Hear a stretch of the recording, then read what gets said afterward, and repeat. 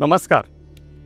आज मी school level, college level, inter university level आणि स्टेट लेवल वेटलिफ्टिंग आणि कबड्डी महाराष्ट्र आणि गुजरात स्टेटला रिप्रेझेंट केलेल्या श्री उदय शिंदे यांच्याशी गप्पा मारणार आहे. श्री उदय शिंदे हे कस्टम्स आणि सेंट्रल एक्साइज डिपार्टमेंटमध्ये नोकरीला होते. तिथे उच्च पदावरती त्यांनी काम केलेलं आहे. ऑफिसमधनं 30 वर्ष सर्व्हिस झाल्यानंतर रिटायरमेंट घेतली आणि त्यांनी बिझनेसमध्ये उडी मारली. त्यांची ऑफिसची कारकीर्द सुद्धा अतिशय गाजली. त्यांनी मोठमोठ्या केसेस केल्या, मग ते अँटी स्मगलिंग युनिट असू दे, DRI साठी काम केलेलं असू दे, गोल्ड कंट्रोलमध्ये काम केलेलं असू दे, याच्याबरोबर अनेक central excise service tax cases त्यांनी केल्या. तिथे सुद्धा त्यांची कारकीर्द गाजली. त्यांना अनेक पुरस्कार मिळालेले आहेत. आपल्याला माहिती आहे, आपल्या सह्याद्रीमध्ये एक सिंहगड नावाचा अतिशय सुंदर किल्ला आहे पुण्याजवळ. त्याचा रोपवे करण्याचं काम हे उदय शिंदे सरांनी मिळवलेलं आहे. ह्या रोपवेचं काम मिळवण्याकरता त्यांनी काय काय परिश्रम घेतले, त्यांचे लहानपणापासून ते आत्तापर्यंतची जडणघडण, त्यांना आलेले अनुभव, या सर्व गोष्टी आपण त्यांच्याकडनं त्यांच्याशी गप्पा मारून डिटेलमध्ये जाणून घेणार आहोत. आपण त्यांच्याशी जाऊन आता गप्पांना सुरुवात करूया.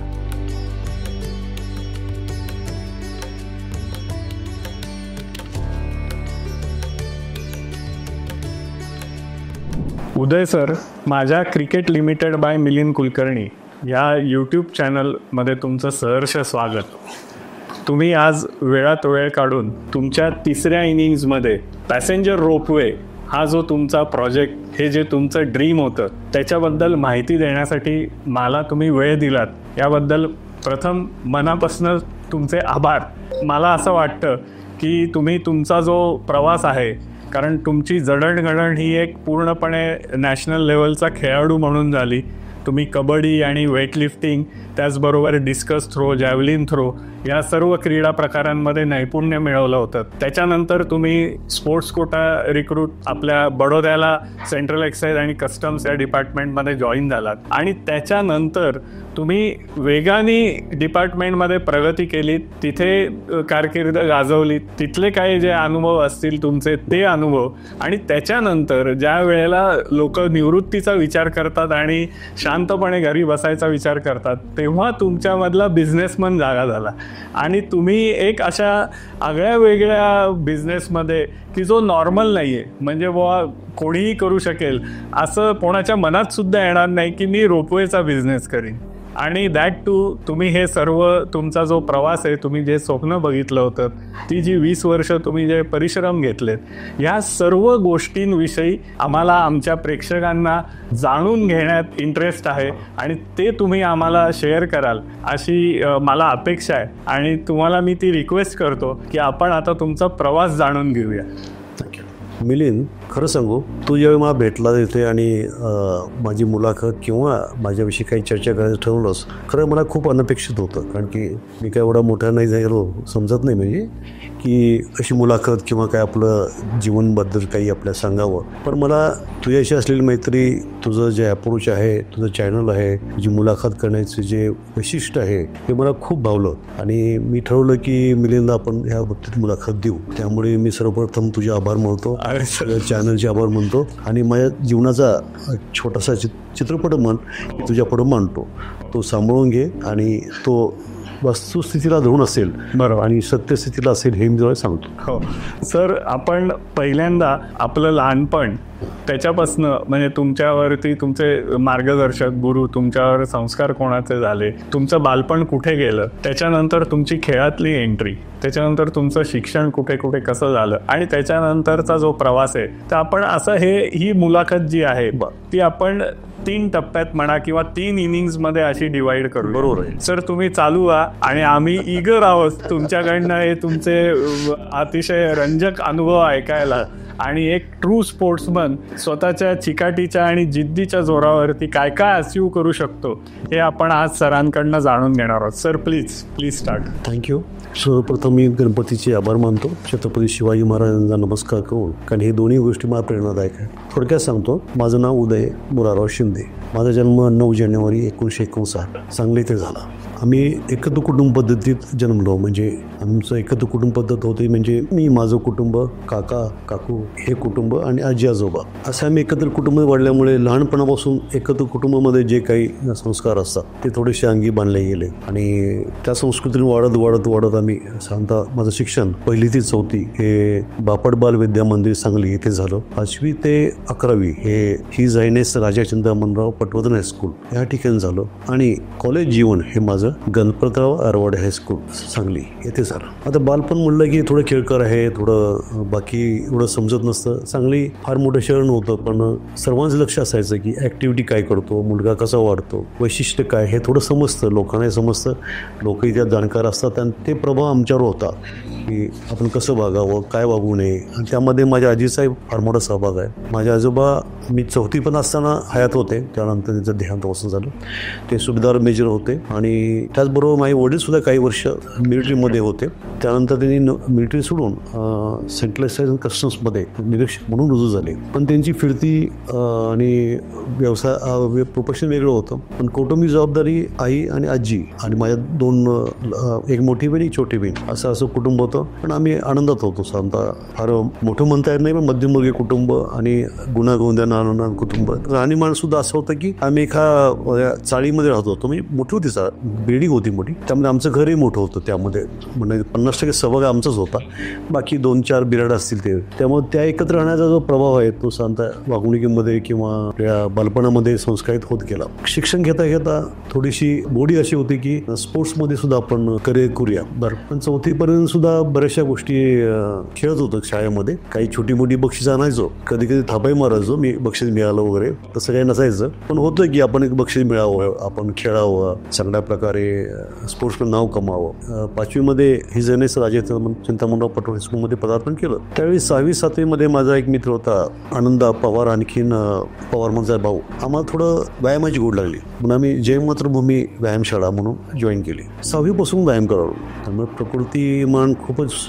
छान झालं. म्हणजे जोर बैठका वगैरे तू म्हणशील तर अशी व्हायच्या की 500 जोर आणि 1000 बैठका मला किरकोळ वाटायचं. म्हणजे पूर्ण खालचा ग्राउंड ओलं व्हायचं, भिजवायचं. बरोबर. आणि ती प्रकृती इतकी छान झाली की मग 7वी-8वीला मग आम्ही विचार केला की कुठल्या तरी स्पोर्ट्समध्ये भाग घ्यावा. थोडं क्रिकेट खेळलो, पण त्यामध्ये वेळ खाऊ जरा थोडं होता आणि मला थोडा स्कोप नाही मिळाला. आणि एका मित्रानं मला ह्या जयमातृभूमीमध्ये कबड्डी खेळू असं हे केलं. मग आम्ही कबड्डीमध्ये पदार्पण केलं आणि लिटरली सांगतो 1-1.5 वर्षामध्येच म्हणजे 8वी एंड 9वीलाच मी ज्युनियर म्हणजे मुलांचा उपकप्तान झालो सांगली डिस्ट्रिक्टचा आणि अनेक बक्षीस मिळवली. आणि त्यानंतर कबड्डीमध्ये मागे वळून पाहिलं नाही 11वीपर्यंत स्कूलमध्ये. आणि ज्यावेळी कॉलेजमध्ये जायची एंट्री होती तर मला प्रत्येक कॉलेज बोलत होतं आमच्याकडून खेळा, अशी माझी परिस्थिती की माझ्याकडं तुम्हाला फ्री एंट्री, तुम्हाला फी नाही, माफ सगळं तुम्हाला माफ ना, आमच्या यामध्ये एंट्री करा. मग मी मला कॉमर्समध्ये थोडासा हे करायचा विचार होता म्हणून मी कॉमर्समध्ये म्हणून गणपत आरवाडे कॉलेजला ॲडमिशन घेतलं. त्यामध्ये प्रिन्सिपल होते, ते पण खूप हौशी कबड्डी व्यवसायामध्ये. आमची 5 वर्ष आम्ही विविध स्तरावरती गेम खेळलो कॉलेजकडून. खूप बक्षीस मिळाली मला, पण मॅन ऑफ द मॅच, वैयक्तिक बक्षिसं, सांघिक बक्षिसं खूप मिळाली. म्हणजे मुंबईला आम्ही यायचो, दयानंद कॉलेजमध्ये खेळायचो. आमची इच्छा होती दयानंद कॉलेजची ट्रॉफी जिंकावी.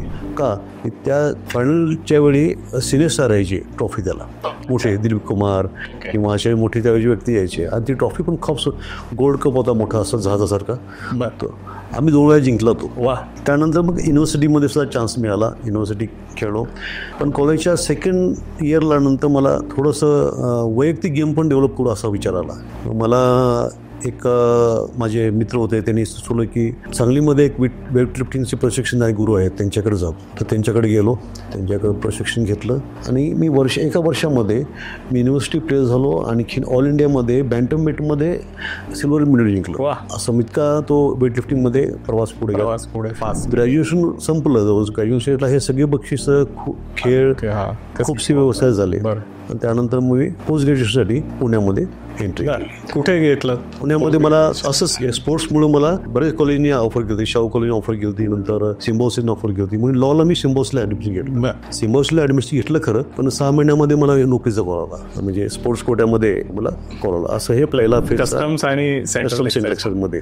ते कुठे होतं पहिलं? 2-3 मी एक्झाम दिल्या होत्या. बॉम्बे कस्टम दिली होती, पुणा दिली होती आणि बडोदा पण दिली होती. त्यामध्ये बडोद्यामध्ये मला सिलेक्शन झालं. बडोदा थोडं लांब वाटत होतं, पण करिअर करायची इच्छा होती आणि सुरुवातीच्या फेजमध्येच मिळाल्यामुळं मी स्वीकारलं बडोदा. वा.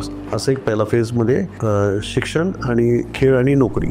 या विविध टप्प्यांवरती खेळत असताना तुम्हाला तुमचे गुरु कोण भेटले, त्यांच्याकडनं तुम्ही काय शिकवण आत्मसात केली की जी तुम्हाला आत्ता सुद्धा उपयोगी पडते, त्याच्याबद्दल थोडंसं सांगा. ज्यावेळी आपण समजूतदार होतो, म्हणजे 8वी-9वी नंतर आपल्याला प्रोफेशन किंवा आपल्याला काय आवड आहे जी पूर्ण जाणीव होते. जसं मी त्यावेळेला बोललो की मी व्यायामशाळा चालू केलं. बरोबर. ज्यावेळी व्यायामशाळा जोडली त्यावेळी जांभरे म्हणून एक व्यक्ती होती मंडळाची, त्यांनी आमच्याकडून वैयक्तिक लक्ष घेऊन हा शरीर कसं घडवावं, म्हणजे व्यायाम सुदृढ कसं करावं हे शिकवलं. आणि तेही बिंबवलं की तुम्ही व्यायाम करताय, व्यायामाबरोबर कुठल्या प्रकारचे व्यसन नसावं हे फार महत्त्वाचं असं त्यांनी शिकवलं.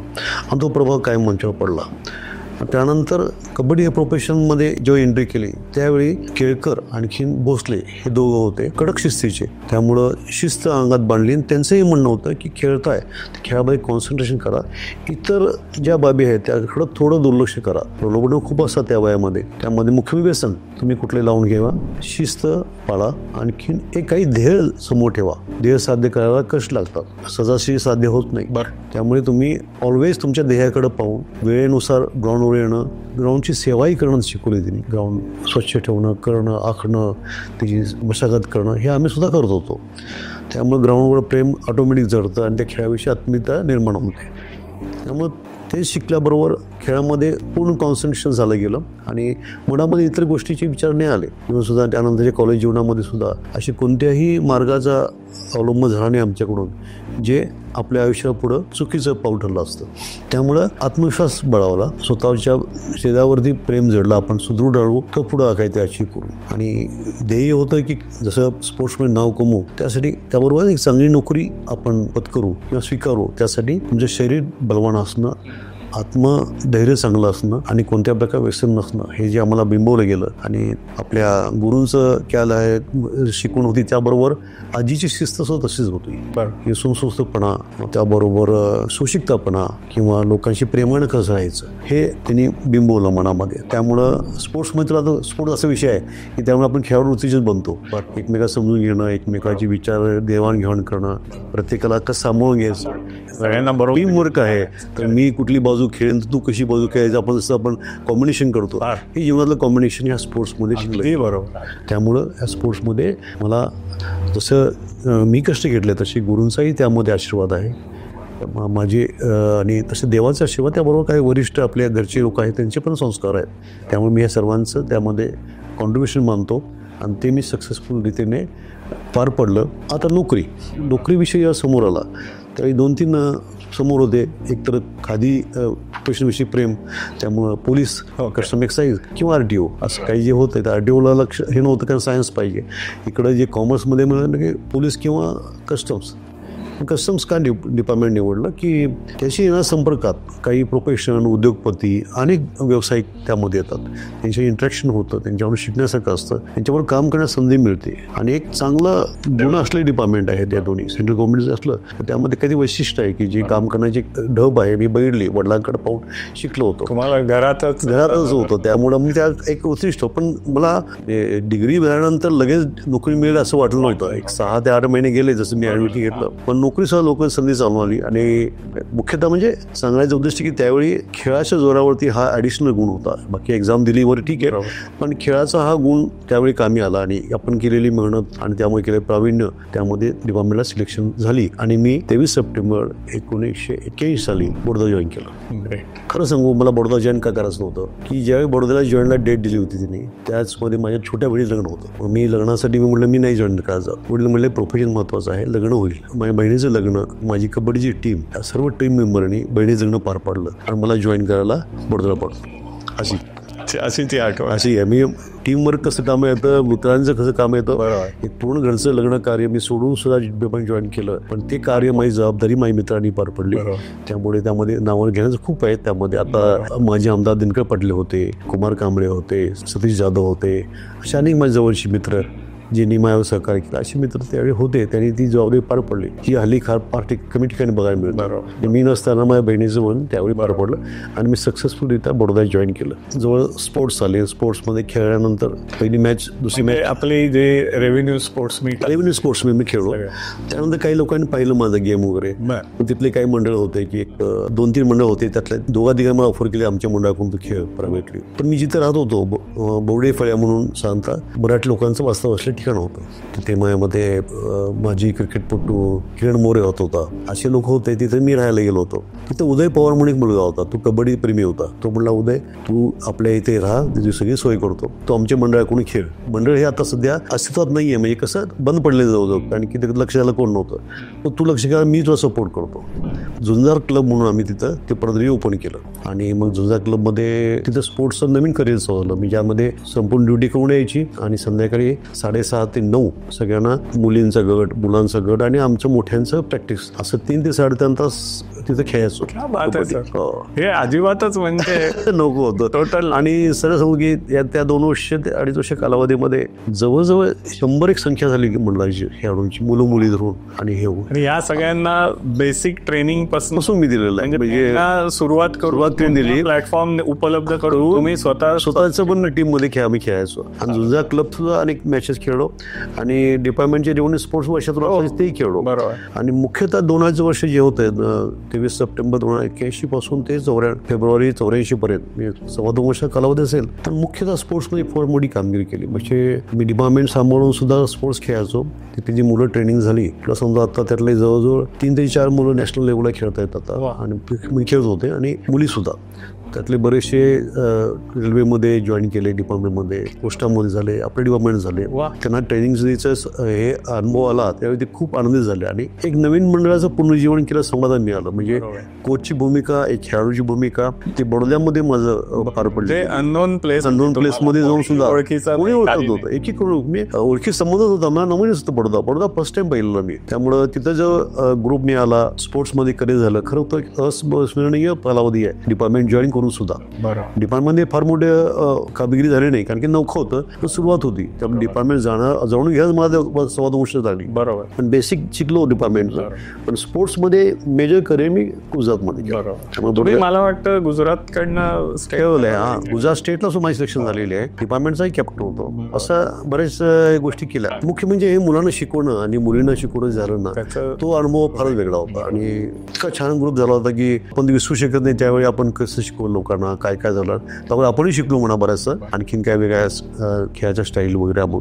पण त्यावेळी माझ्यामध्ये आपल्या इकडची काही 2 लोक होते, ज्योती केमिकलमध्ये लागले होते, खेळाडू होते तासगावचे, ते पण होते.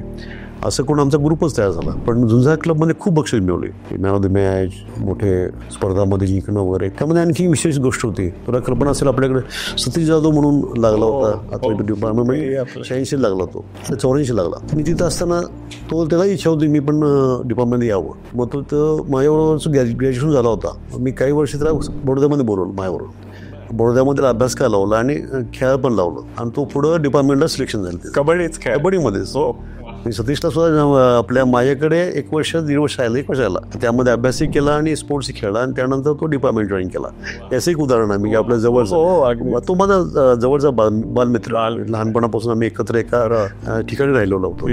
तो आता डिपार्टमेंट काम करतोय. तोही तुला ह्याविषयी बोलेल कधी भेटला. नाही, आमचा आदनमधन कॉन्टॅक्ट होतो. तर असं की अनेक लोकांना सर्व्हिस मिळाली, अनेक लोकांनी शिकवलं. हा जे समाधान आहे आयुष्यामधलं, ते मला तिथं बडोद्यामध्ये मिळालं. बडोद्यामध्ये 2 वर्ष पूर्ण झाली. मग घरातून थोडासा तकादा चावला की आता लग्न कर, स्थळ बघ वगैरे, अशा विषयच डोक्यात गाठले गेले. मी थोडंसं बडोदा खेळामध्ये लक्ष असल्यामुळे थोडं टाळत होतं की बडोदा पूर्ण करावं. आणि माझी इच्छा होती की बडोदामध्ये स्थायिक होण्यासारखं खूप छान प्रपोजल होतं. पण पुण्यामध्ये मग थोडी येण्याची मनापासून म्हणजे मनात अंतर्गणात म्हणणं की एक आसक्ती होती, पुण्यातून करिअर करावं, डिपार्टमेंट करिअर.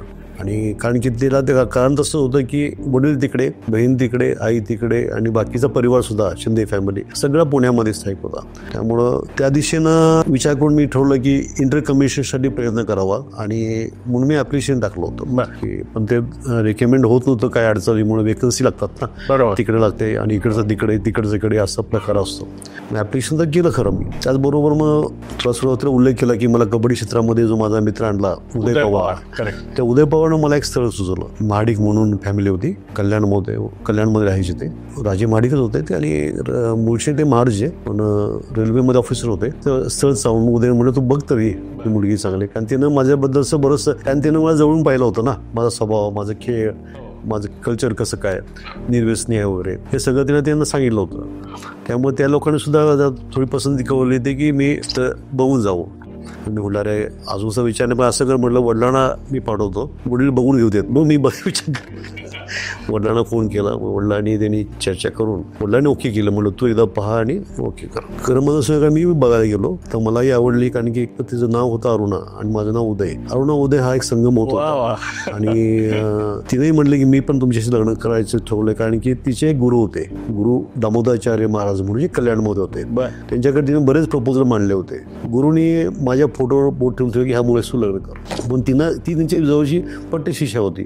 मग तिनं त्यांच्यावर आधारित तिनं मग मला सिलेक्ट केलं. पण मी करतो का नाही ही तिला धावत होती. पण मला पण बैठल्यानंतर सर्व पर्सनॅलिटी किंवा नेचर बघून, तिचे क्वालिफिकेशन बघून मलाही म्हणून आवडलं. मी हे कसं लग्न ठरतं आता मनामध्ये होकार आल्यानंतर कळवावं असं वाटतं. मग मी पण होकार दिला. 18 नोव्हेंबर 1983 आमचं लग्न पुण्यामध्ये झालं. त्यानंतर बडोद्यामध्ये रिसेप्शन झालं आणि जानेवारी एंड फेब्रुवारीमध्ये मी बडोदा सोडून पुण्यामध्ये जॉईन करायला निघालो. आता बडोदा सोडायचं म्हटलं की एक फार मोठा इश्यू होता, कारण की इतका मोठा परिवार म्हणजे जी मुलं मुली जे काही संगीत आपले लोक होते 100-110 त्यांना सोडून यायचं म्हणजे अंतकडनं जड जातं. मग मी ज्यावेळी निघालो त्यावेळी स्टेशनवरती सांगतो मी 100-150 लोक, मुलं मुली सगळे, त्यांचे परिवार सगळे हजर होते. ओक्साबोक्ष रडत होते. मला पण जड अंतकड वाटलं. पण शेवटी प्रोफेशन आहे आणि आपल्याला काही निर्णय आयुष्यामध्ये अशी घ्यावं लागतात की जिथं आपण काहीतरी आपल्याला अंतकड म्हणतं, जिथं आपलं वास्तव असावं किंवा जिथं आपण आपलं प्रोफेशन निवडावं त्या ठिकाणी जावं. मला संधी मिळाली, मला ऍप्लिकेशन प्रमाणे रेकमेंडेशन मिळालं, म्हणून मी बडोदा सोडण्याचा निर्णय घेतला आणि जड अंतकरणानं बडोदा सोडलं. तुम्ही तिथे हा निर्णय तुम्हाला आणि त्यांना दोन्ही म्हणजे त्या मुलांना की ज्यांना तुम्ही बेसिक पासून घडवलं, तो जो बंद पडलेला क्लब होता तो तुम्ही चालू करून तो पूर्ण मोठ्या स्वरूपात त्याच्या टुर्नामेंट्स ते जिंकायला लागलो, इतक्या स्टेजला तुम्ही नेऊन ठेवला. साहजिकच ती अटॅचमेंट त्यांच्यात निर्माण झाली असणार आणि त्याची पावती म्हणजेच त्यांचे अश्रू होते. नक्की. कारण तुम्ही खेळाडू आहेस, तुला माहिती आहे की आपण किती बॉन्डिंग होतं खेळता. अगदी बरोबर. ते बॉन्डिंग आपण नाही विसरू शकतो. बाकी आपण नंतर थोडं व्यावसायिक होतो किंवा आपण नोकरीमध्ये पदार्पण करतो किंवा एखादा व्यवसाय निवडतो, त्यात थोडं व्यावसायिक बनतो. पण खेळाच्या स्टेपला आपण फार मोठे स्पोर्ट्समन असतो आणि एकमेकाशी खूप संघटित असतो, अटॅच असतो. तो अनुभव घेतला आहे. आणि नंतर म्हटलं मी ते सोडलं आणि जेव्हा पुण्यात आलो त्यावेळी माझा हा जीवनातला थर्ड फेज होता, नोकरी आणि वैवाहिक जीवन. आता हा थर्ड फेज होता. त्यामध्ये तुला थोडक्यात सांगतो. आलो ट्रान्सफर करून 84 फेब्रुवारी 84 पहिलं पोस्टिंग गरवारे वॉलरोड रेंज ऑफिसला. तिथे पंडित म्हणून आपले असिस्टंट कमिशनर होते पूर्वीचे, मोहन गोस्वामी म्हणून पण होता, परत काम करणार. आम्ही किती 6 महिनेच रेंजला काम करत असतो. तर आमची काही क्वालिटी जेव्हा बघून पंडित हे तिथून ट्रान्सफर होऊन हेडक्वार्टर HO, म्हणजे आम्ही हेडक्वार्टर HO प्रिव्हेंटिव्ह म्हटलं की बॉस ऑफ द डिपार्टमेंट, तर ते तिथे गेले. ते गेल्यानंतर मला त्यांनी तिथं लगेच आमची मोहन गोस्वामीची प्रिव्हेंटिव्ह ट्रान्सफर केली. तिथून उचललं आम्हाला आणि आम्ही परत हेडक्वार्टर जॉईन केलं. पण वैवाहिक जीवन आणि प्रिव्हेंटिव्ह आल्यानंतरची घडामोडी फार विचित्र होती, कारण की 6 महिने मिसेवर राहिलो आणि ते रेग्युलर काम, सकाळी यायचं संध्याकाळी घरी जायचं, हे तिला मिसळ ती सवय राहिली. पण प्रिव्हेंटिव्ह तुला माहिती आहे कसं आपला प्रिव्हेंटिव्ह असतं. त्यावेळी तर सगळं एकत्र होतं, custom, central excise, gold control, anti smuggling, आणखी नार्कोटिक्स आणि ज्युरिडिक्शन पण मला वाटतं खूप फास्ट होतं. एकच कमिशनर होतं ना, सोलापूर पासून ते गोवा बॉर्डरपर्यंत. अरे बाप, असा एवढा मोठा फास्ट इकडे मला वाटतं ठाण्यापर्यंत आपला लोणावळ्यापर्यंत. त्यामुळे मोठा ज्युरिडिक्शन होतं. पण प्रिव्हेंटिव्ह कसं असतं हे तिथं अनपेक्षित होतं आम्हाला बी, आणि संपूर्ण लाईफचं तिथं संपूर्ण चेंज झालं, शेड्यूल चेंज झालं. 8 तास की 9 तास ड्युटीपेक्षा 24 तास ऑन द जॉब कसं राहायचं हे प्रिव्हेंटिव्ह मध्ये अनुभव आहे. पण त्याचबरोबर कौटुंबिक सुद्धा बरेचसे घडामोडी झाल्या. अनेक सिनियर, माझी आजी, माझ्या आत्या, अमुक काही सिनियर लोक होते. एकाच वर्षाचं होतं 7 ते 8 लोक एक्सपायर झाले. मिसेसचे काही कॉम्प्लिकेशन होते डिलिव्हरीचे, ते निर्माण झाले. पण त्यावरती सुद्धा आम्ही दोघांनी सिताफीनं कंट्रोल करत आणि हे करत आम्ही तो पिरियड सांभाळा गेला. तो पहिला 84-85 थोडं आम्हाला टफ गेलं, पण 1 वर्षामध्ये खूप तसं टफच गेलं. पण त्यामध्ये आता एक प्रोफेशन सुरुवात झाली, मग तिला थोडी सवय झाली की बा हे जातात ड्युटीवरती 6 दिवस 5 दिवस नसतात, तिला सवय होत गेली. 85च्या आसपास 85-80 आसपास काही ऑर्डर्स आले, तेव्हा इंदिरा गांधी होत्या पंतप्रधान. त्यांनी सांगितले की भारतातून जे एक्स कॉपी पोस्ट डिटेन्यू आहेत, जे अब्स्कॉन्ड आहेत, त्यांना पकडायची मोहीम त्यांनी चालू केली. सगळेच कधी ऑर्डर्स केल्या ते DRIने प्रत्येक कमिशनरने काही स्क्वॉड तयार केले आणि मुंबईला बोलवले. त्या एका स्क्वॉडमध्ये मी पण होतो. आणि म्हणजे थोडक्यात सोप्या शब्दात सांगायचं तर जी स्मगलर मंडळी आहेत त्यांना पकडायसाठी काही स्क्वॉड्स फॉर्म केले, त्याच्यामध्ये एक स्क्वॉडमध्ये तुम्ही होता. आणि ती मोहीम जवळजवळ ऑल इंडिया त्यांनी राबवली गेली इंदिरा गांधींना. ते सगळ्यांनाच अटक करायचं असं त्यांचा इरादा होता कॉफी खाली. मग त्या टीममध्ये एका टीममध्ये मला सिलेक्शन केली. त्या टीमचं एक ग्रुप होता, त्या 4 लोकांचा टीम होता, पुण्याचीच 3 होता आम्ही, आणि माझे वडील पण त्यामध्ये होते. असं आम्हाला 3 ते 4 स्मगलरची नावं दिली होती. त्यामध्ये सिकंदर हमदुले आणि इजहार पहलवान हे प्रामुख्याने मोठे स्मगलर्स होते. आणखीन एक होतं, त्याचं नाव मला लक्षात येत नाही आता. तिघांना तरी जबाबदारी मलाच पुढे जबाबदारी दिली होती. पुढे म्हणजे I am always in leading की तू हे सगळं सांभाळायचं. म्हणजे रिव्हॉल्वर माझ्याकडे, मी बरोबर तुमच्या थांबणार प्लॅनमध्ये पुढं. आणि जर हॉटेलमध्ये पकडलं त्यावेळी सिनियर स्टाईलनं आपण जातो ना वेटर बनून, तसं मी गेलेलो आहे. पण हे सगळं घडलं कुठे? पुण्यात? मुंबईमध्ये हे झालं. मुंबईमध्ये हे सगळं ऑपरेशन, हे सगळे मुसलमान असल्यामुळे हे सगळं ऑपरेशन भेंडी बाजार आहे ना, त्या एरियामध्ये होतं. त्यामधला सिकंदर हमदुले हे त्या घरी मी पकडला, नाही इजहार पहलवान घरी पकडला, सिकंदर हमदुले हॉटेलवर पकडला. हॉटेलमध्ये वेटर वेशामध्ये पकडला मी अटॅक करून.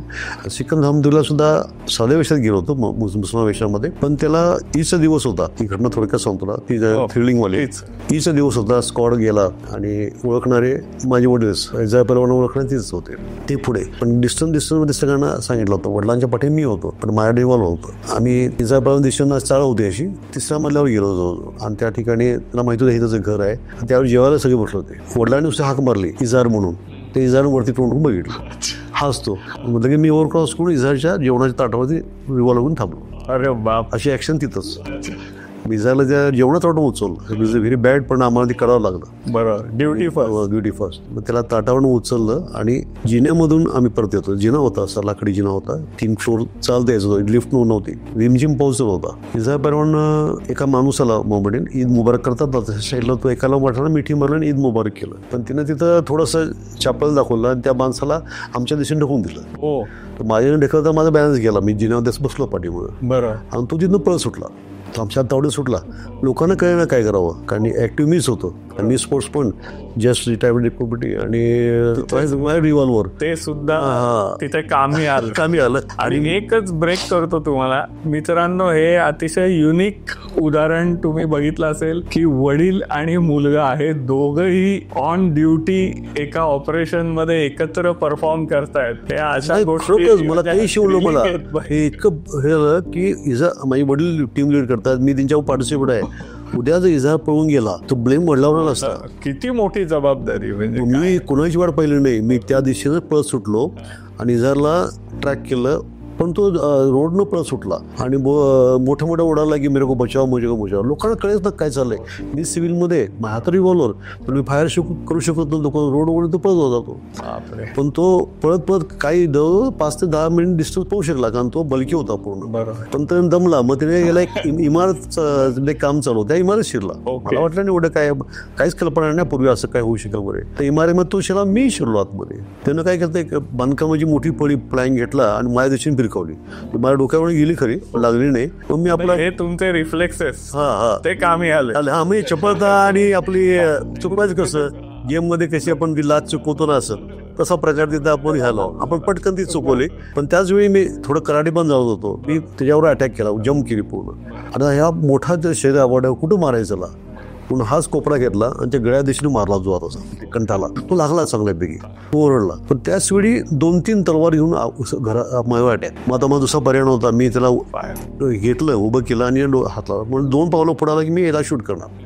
माझ्याकडे दुसरा अल्टरनेटिव्ह नाही. आय विल शूट हिम, नंतर तुमच्या फायरिंग करणार, पण याला शूट करणार. ते थांबले. पण तोपर्यंत माझं नशीब चांगलं, आपली जीप घेऊन लोक आली. तिथे समजलं काय झालं ते. लोकांनी त्यांना दाखवलं, कुठल्या डायरेक्शन पळत गेले. जीप स्क्वॉड आला आणि त्याला अटक केली. सर असं कोण पहिलं ऑपरेशन निवडलं. अभिनंदन, कारण मी इतक्या वर्षाची आपली ओळख आहे, पण मी हे पहिल्यांदा फार लोकांना ही कथा सांगू शकाय, ही जुनी गोष्ट होती फार मोठी. मग त्यासाठी मग DRI मध्ये मला काला साहेब होते, त्यांनी मला सन्मान केला, मला ऑन द स्पॉट रिवॉर्ड दिलं, माझी file recommend president award study झाली. एवढ्यापर्यंत त्यावेळी बाबी गेल्या. त्यामुळे 30 स्मगलरना मी सक्सेसफुल अटक करून त्यांना अटकलं होतं. झाला मग नंतर ऑफिसमध्ये 3 डिग्री आपण घेतला संपूर्ण त्याला. पण असा एक प्रसंग जीवनामधला जो मरणाच्या हे जवळ आलतो, त्यानंतर मला सगळ्यांनी बोलले, वडील बोलारे असं लाईफ रिस्क घेऊ नकोस. म्हणून माझ्या डोक्यात विचार तर काही नाही आला. पळतोय म्हटल्यानंतर माझ्या टीम लिडर तुम्ही आहात का कोणी विचार केला नाही. जो ब्लेम येणार चुकीचा होता. मी त्या दिवशी परत गेलो, त्याला इतक्या शेतापर्यंत अटक केली आणि तो जो माझा गवगा झाला, त्यानंतर मी जवळजवळ 90% माझं करिअर प्रिव्हेंटिव्हच काढलं. मी खाली रेंज ऑफिस किंवा खाली ऑफिसला कामच केलं नाही. मग त्यामध्ये गोल्ड कंट्रोल असू दे, सेंट्रल एक्साईजचे रेड्स असू देत, नार्कोटिक्स केस असू दे. नार्कोटिक्समध्ये सुद्धा आपण शिवाजीनगर ह्या एरिया संपूर्ण पिंजून काढलाय नार्कोटिक्समध्ये सुद्धा. त्यामुळं आपण एक डॅशिंग म्हणून फेमस झालो आणि प्रिव्हेंटिव्हमध्ये संधी मिळाली. असं एक करिअरचा एक नवीन टप्पा सुरुवात झाला डिपार्टमेंटचा असा आहे. बरं, फार सुंदर सर. या सर्व ह्या घडामोडी तुमच्या डिपार्टमेंटमध्ये घडत होत्या. तुम्ही करिअरचे एक नवीन टप्पे पार करत होता. त्यावेळेला इकडे संसारामध्ये पत्नीची साथ, तुम्हाला झालेली अपत्य, त्यांचं संगोपन, ते करिअर आणि तुम्हाला मिळालेली पत्नीची साथ आणि तुम्हाला आलेली बिझनेसची आयडिया, याबद्दल आता प्लीज थोडा. चांगला मुद्दा आणि महत्वाचा मुद्दा जो मी विसरला होता, तू जागा केला असतो. जीवनामध्ये पत्नीचा सहभाग फार महत्वाचा असतो असं मला अनुभवून आलेलं आहे. आणि लोक म्हणतात की यशस्वी पुरुषा पाठीमागे पत्नी असते. तो मी खरोखर अनुभवला. अरुणानं ती जबाबदारी दिली म्हणून मी ह्या ठिकाणी इतक्या वेळ काम करू शकलो डिपार्टमेंटमध्ये. मी प्रिव्हेंटिव्ह सेक्शनला इतक्या वर्ष काम करणं आणि इतका वेळ देणं हे फार अवघड गोष्ट होती. देवाचा साथ होती. त्याबरोबर म्हणलं की अरुणा जशी गुरु आणि आध्यात्मिकतेनं वाढलेली मुलगी होती, तेव्हा ती एक वेल एज्युकेटेड, अनेक गोष्टीची आवड असणारी पत्नी होती. संस्थेदृष्ट्या तिला जे काय माहिती होतं त्यातनं माझं जडणघडण, माझं पर्सनॅलिटी डेव्हलपमेंटला सुद्धा पत्नी जबाबदार आहे. कारण खेळ असताना आपण फार लिमिटेड थिंकिंग मधला असतो. तरी शिकवलं की हर दृष्टिकोनातून आपण जगामध्ये पुढताना काही ध्येय आणि काही महत्वाकांक्षा असणं फार महत्वाचं आहे. एक ध्येय बाळगा, डिपार्टमेंटमध्ये नाम कमवा, माझा सपोर्ट घ्या. त्या नोकरी पण आलती, पण ती नोकरी टाळली. मी माझा संसार सांभाळते, तुम्ही डिपार्टमेंट सांभाळा, पूर्ण फोकस. त्यामुळे डिपार्टमेंटमध्ये असा वेळ काम करणं हे तिच्यामुळे शक्य झालं. मग आलं मुलांचं. मध्ये काही पिरियडमध्ये त्रास झाला, पण नंतर देवाची कृपेने, महाराजांची कृपेने मला मुलगा झाला, कुणाल मुलगी झाली. त्या दोघांचं संगोपन, त्यांना मोठं करणं, त्यांची शैक्षणिक पात्रता, त्यांचे संस्कार, हे सगळं तिथंच आहे. मग घर सांभाळणे मोठी बाब होती, कारण एकत्र कुटुंब होतं. अनेक लोक यायचे, भेटायचे, बोलायचे, सगळ्यांचं उठबस करणं. त्याबरोबर आध्यात्मिक आवड, म्हणजे आपले हिंदू सण तर सगळे ती धामधुमीच साजरी करायची. कुठलाही असा सण नाही की ज्यामध्ये तिनं असं हातचं राखून का नाही केलं, सगळ्यांसाठी. आणि जेवणाच्या तर पंक्ती घरामध्ये काय ती अन्नपूर्णाच होती. त्यामुळे जेवणामध्ये हातखंड फार मोठा होता. त्याबरोबर कलामध्ये पण खूप प्रावीण्य तिचं. त्यामुळे ती स्वतः गुंतून गेलं वाचन, कला ह्यामध्ये. आणि मुलांना शिक्षण दिलं हा फार मोठा गोष्ट. दोन्ही मुलं डॉक्टर आहेत सर. त्यांच्याबद्दल थोडं काय झालं, घटना होतो. मुलगा सुद्धा खेळत होती जसा मी आहे तसा होता. तो ज्यावेळी 10वीला होता त्यावेळी त्याचं सिलेक्शन इंग्लंडच्या मध्ये कोर्ससाठी सिलेक्शन झालं. इंग्लंडला जाऊन स्कोर घेण्यासाठी सिलेक्शन झालं होतं. तो चांगला बॅट्समन. त्या मला वाटतं फास्ट बॉलिंग पण टाकाय. फास्ट बॉलिंग, बॉलर आणि बॅटिंग दोन्ही मध्ये तो प्रवीण होता. तो म्हणला मी तिकडे सेक्शनला जातो, म्हणजे इंग्लंड जातो आणि करतो. आणि त्यावेळी काय असं क्रिकेट हा वेळखाऊ विषय होता ना, त्यामुळं तिला मुलांना घडवायचं होतं की डॉक्टर क्षेत्रामध्ये किंवा वरच्या क्षेत्रामध्ये त्यांना अभ्यास करून जावं, IIT किंवा अशी. मग त्याला एक दिवस घेतला मी, कुणाला म्हटलं, ती म्हटली, तिनं मला कुणाला सांगितलं की तू पहिला शैक्षणिक पात्रता पूर्ण कर, म्हणजे सांगता, आणि त्यामध्ये प्रावीण्य निवड. मग त्या जसं तुझं आयुष्य बनेल. ह्यामध्ये थोडं चुकलं समजा काही सिलेक्शनमध्ये ह्याच्यामध्ये, तर तू तर आहे तिथं शिक्षण न घेता थांबशील. बेभरवशाच आहे. हां, थोडंसं कॉम्पिटिटिव्ह खूप होते. आता हे आहेच जास्त. तुमच्या आता जे वन डे क्रिकेट स्पर्धा काही नव्हतं ना, कसोटी व्हायच्या आणि त्यामध्ये किती टीममध्ये. त्यामुळे ते पटलं आणि त्यानं मग ते क्रिकेटची आणलेली किट तिने मला ठेवली आणि मग अभ्यास सुरुवात केली. मग तो डॉक्टर शिक्षण म्हणजे MBBS झाला, नंतर MD रेडिओलॉजिस्ट झाला. मुलीला पण ते शिकवलं. मुलगी पण MBBS झाली, नंतर MD डर्मॅटॉलॉजी झाली ती. आता दोघांचंही लग्न छान झालं. त्याची मुलांची मिसेस MD पॅथ आहे, मुलीचे मिस्टर आहेत तेही गायनिक सर्जन आहेत. आता त्यांचं हॉस्पिटल झालेलं आहे, मुलाचं डायग्नोस सेंटर आहे. दोघंही मजेत आणि छान आहेत. तर हे असं घडायला, वैवाहिक जीवनामध्ये आणि प्रोफेशनमध्ये घडायला मिसेसची साथ किती महत्वाची असते हे आपल्याला समजतं. त्यामुळं जी काय आता आपण वाटचाल केली त्यामध्ये मिसेसचं श्रेय मुद्दाम दिलंच पाहिजे आपल्याला. तिचं श्रेय फार मोठं आहे. आता दुसरी गोष्ट सांगितलं, डिपार्टमेंट करिअर होत असताना माझं पोस्टिंग एअरपोर्टला झालं, मुंबई इंटरनॅशनल एअरपोर्ट मध्ये 1991 साली झालं. माझ्या वेळी आलं CCचं रिपोर्ट चांगला असेल तुमचा CCR, त्यावरती सिलेक्शन व्हायचं. तर माझे लास्ट 5 इयर्सचे CCR सगळे आउटस्टँडिंग होते, नॉट ओनली एक्सलंट तर आउटस्टँडिंग परफॉर्मन्सला होते. त्यामुळं माझं सिलेक्शन एअरपोर्टला कमी लहान वयामध्ये एअरपोर्टला झालं. मी पहिला ऑफिसर असेल त्यावेळी इंटरनॅशनल एअरपोर्टला गेल्यानंतर तर आणखी वेगळं फील्ड मिळालं, कारण की त्यामध्ये इंटरनॅशनल लेवलचे लोक भेटायचे, काही इंडस्ट्री भेटायचे, काही सिनियर सिस्टम भेटायचे, बिझनेसमॅन भेटायचे, अनेक प्रोफेशन, डॉक्टर, अनेक व्यवसायामध्ये लोक भेटायचे, त्यांचे इंट्रोगेशन व्हायचं, संबंध यायचा, काही ठिकाणी बोलचाल व्हायची, काही ठिकाणी प्रोटोकॉल असायचा. बरोबर, कारण मी असिस्टंट PR असल्यामुळे माझ्याकडे बरंचसं ते काम असायचं. त्यामध्ये मला सांगायची गोष्टमध्ये म्हणजे सिनियर स्टाफमध्ये नावं तर खूप घेता येईल, ते तर काय प्रश्न नाही आहे, पण माझं मुख्य ध्येय होतं की चांगले लोक निवडा. त्यामध्ये काही आध्यात्मिकमधले अम्मा असतील, त्या अम्मा आहेत ना आपल्या मोठ्या त्यांचं त्या गुरु होत्या. नंतर मदर टेरेसा, नंतर काही आपले इथले प्रोफेशनल बिझनेसमधले प्रख्यात राहुल बजाज, आपले रमेश गरवारे, अनु आगा, यांची माझं इंटरेक्शन झालं. रमेश गरवारे आणि राहुल बजाज बरंच वेळ इंट्रॅक्शन झालं, म्हणजे 5-6 वेळा प्रोटोकॉलमध्ये मग आम्ही त्यांचं क्लिअरन्स होतं, आम्ही चेंबर बसून गप्पा मारायचं. बरोबर, 2-4 वेळ भेटल्यानंतर आमचा घरोबा बंद झाला. म्हणजे रमेश गरवारे फॅमिली माझ्या घरी येवायला यायची. नंतर राहुल बजाजने सुद्धा मला सुचवलं की तू त्यात काही गुण दिसतात मला, म्हणून तुला एक सजेशन देतो म्हणे की नोकरी कर. आणि असं म्हणत नाही का नोकरी छान आहे तुझी, पण बिझनेस आयडिया पण डोक्यात काय येत नाही. म्हटलं माझ्याकडे तर सांभाळायला कोण नाही म्हटलं, तर म्हणले प्रयत्न कर, आजूबाजूला नातेवाईकामधला कोणाची मदत घे आणि बिझनेसमध्ये उतर, असं माझी तुला सजेशन आहे. कारण तुझ्या तशी गुण आहे, ॲबिलिटी आहे, तू त्यामध्ये सक्सेसफुल होशील, असं त्यावेळी राहुल बजाजचं म्हणणं होतं. आणि ते माझ्या डोक्यात त्यावेळी चक्र सगळे बसले. बिझनेस सुरुवात कशी करायची. एकदा घरी आल्यानंतर मिसेसशी बोललो, हे डोक्यात येतं की आपण नोकरी छान चालली आहे, सगळं चाललं आहे, तू पण संसार सांभाळतेस. मला असे इंडस्ट्रीचे ओनर आहेत मोठे जे प्रख्यात आहेत, त्यांनी म्हणले की बिझनेसमध्ये उतर, तर आपण उतरू शकतो का, तुला पण इंटरेस्ट आहे का, तुला पण थोडी कष्ट करातील. ती म्हणले माझी तयारी आहे, पण तसा बिझनेस पाहिजे आणि आणखी काय साथ पाहिजे. तर मला भाऊ नव्हता, त्यामुळे मला कोण आहे, तिचा भाऊ होता एक कन्स्ट्रक्शन लाईनमध्ये सातारामध्ये होता, जो गव्हर्नमेंट कॉन्ट्रॅक्ट घ्यायचा आणि बिल्डिंग पण मागायचा. मी तिला विचारू का, तिचं नाव ललित.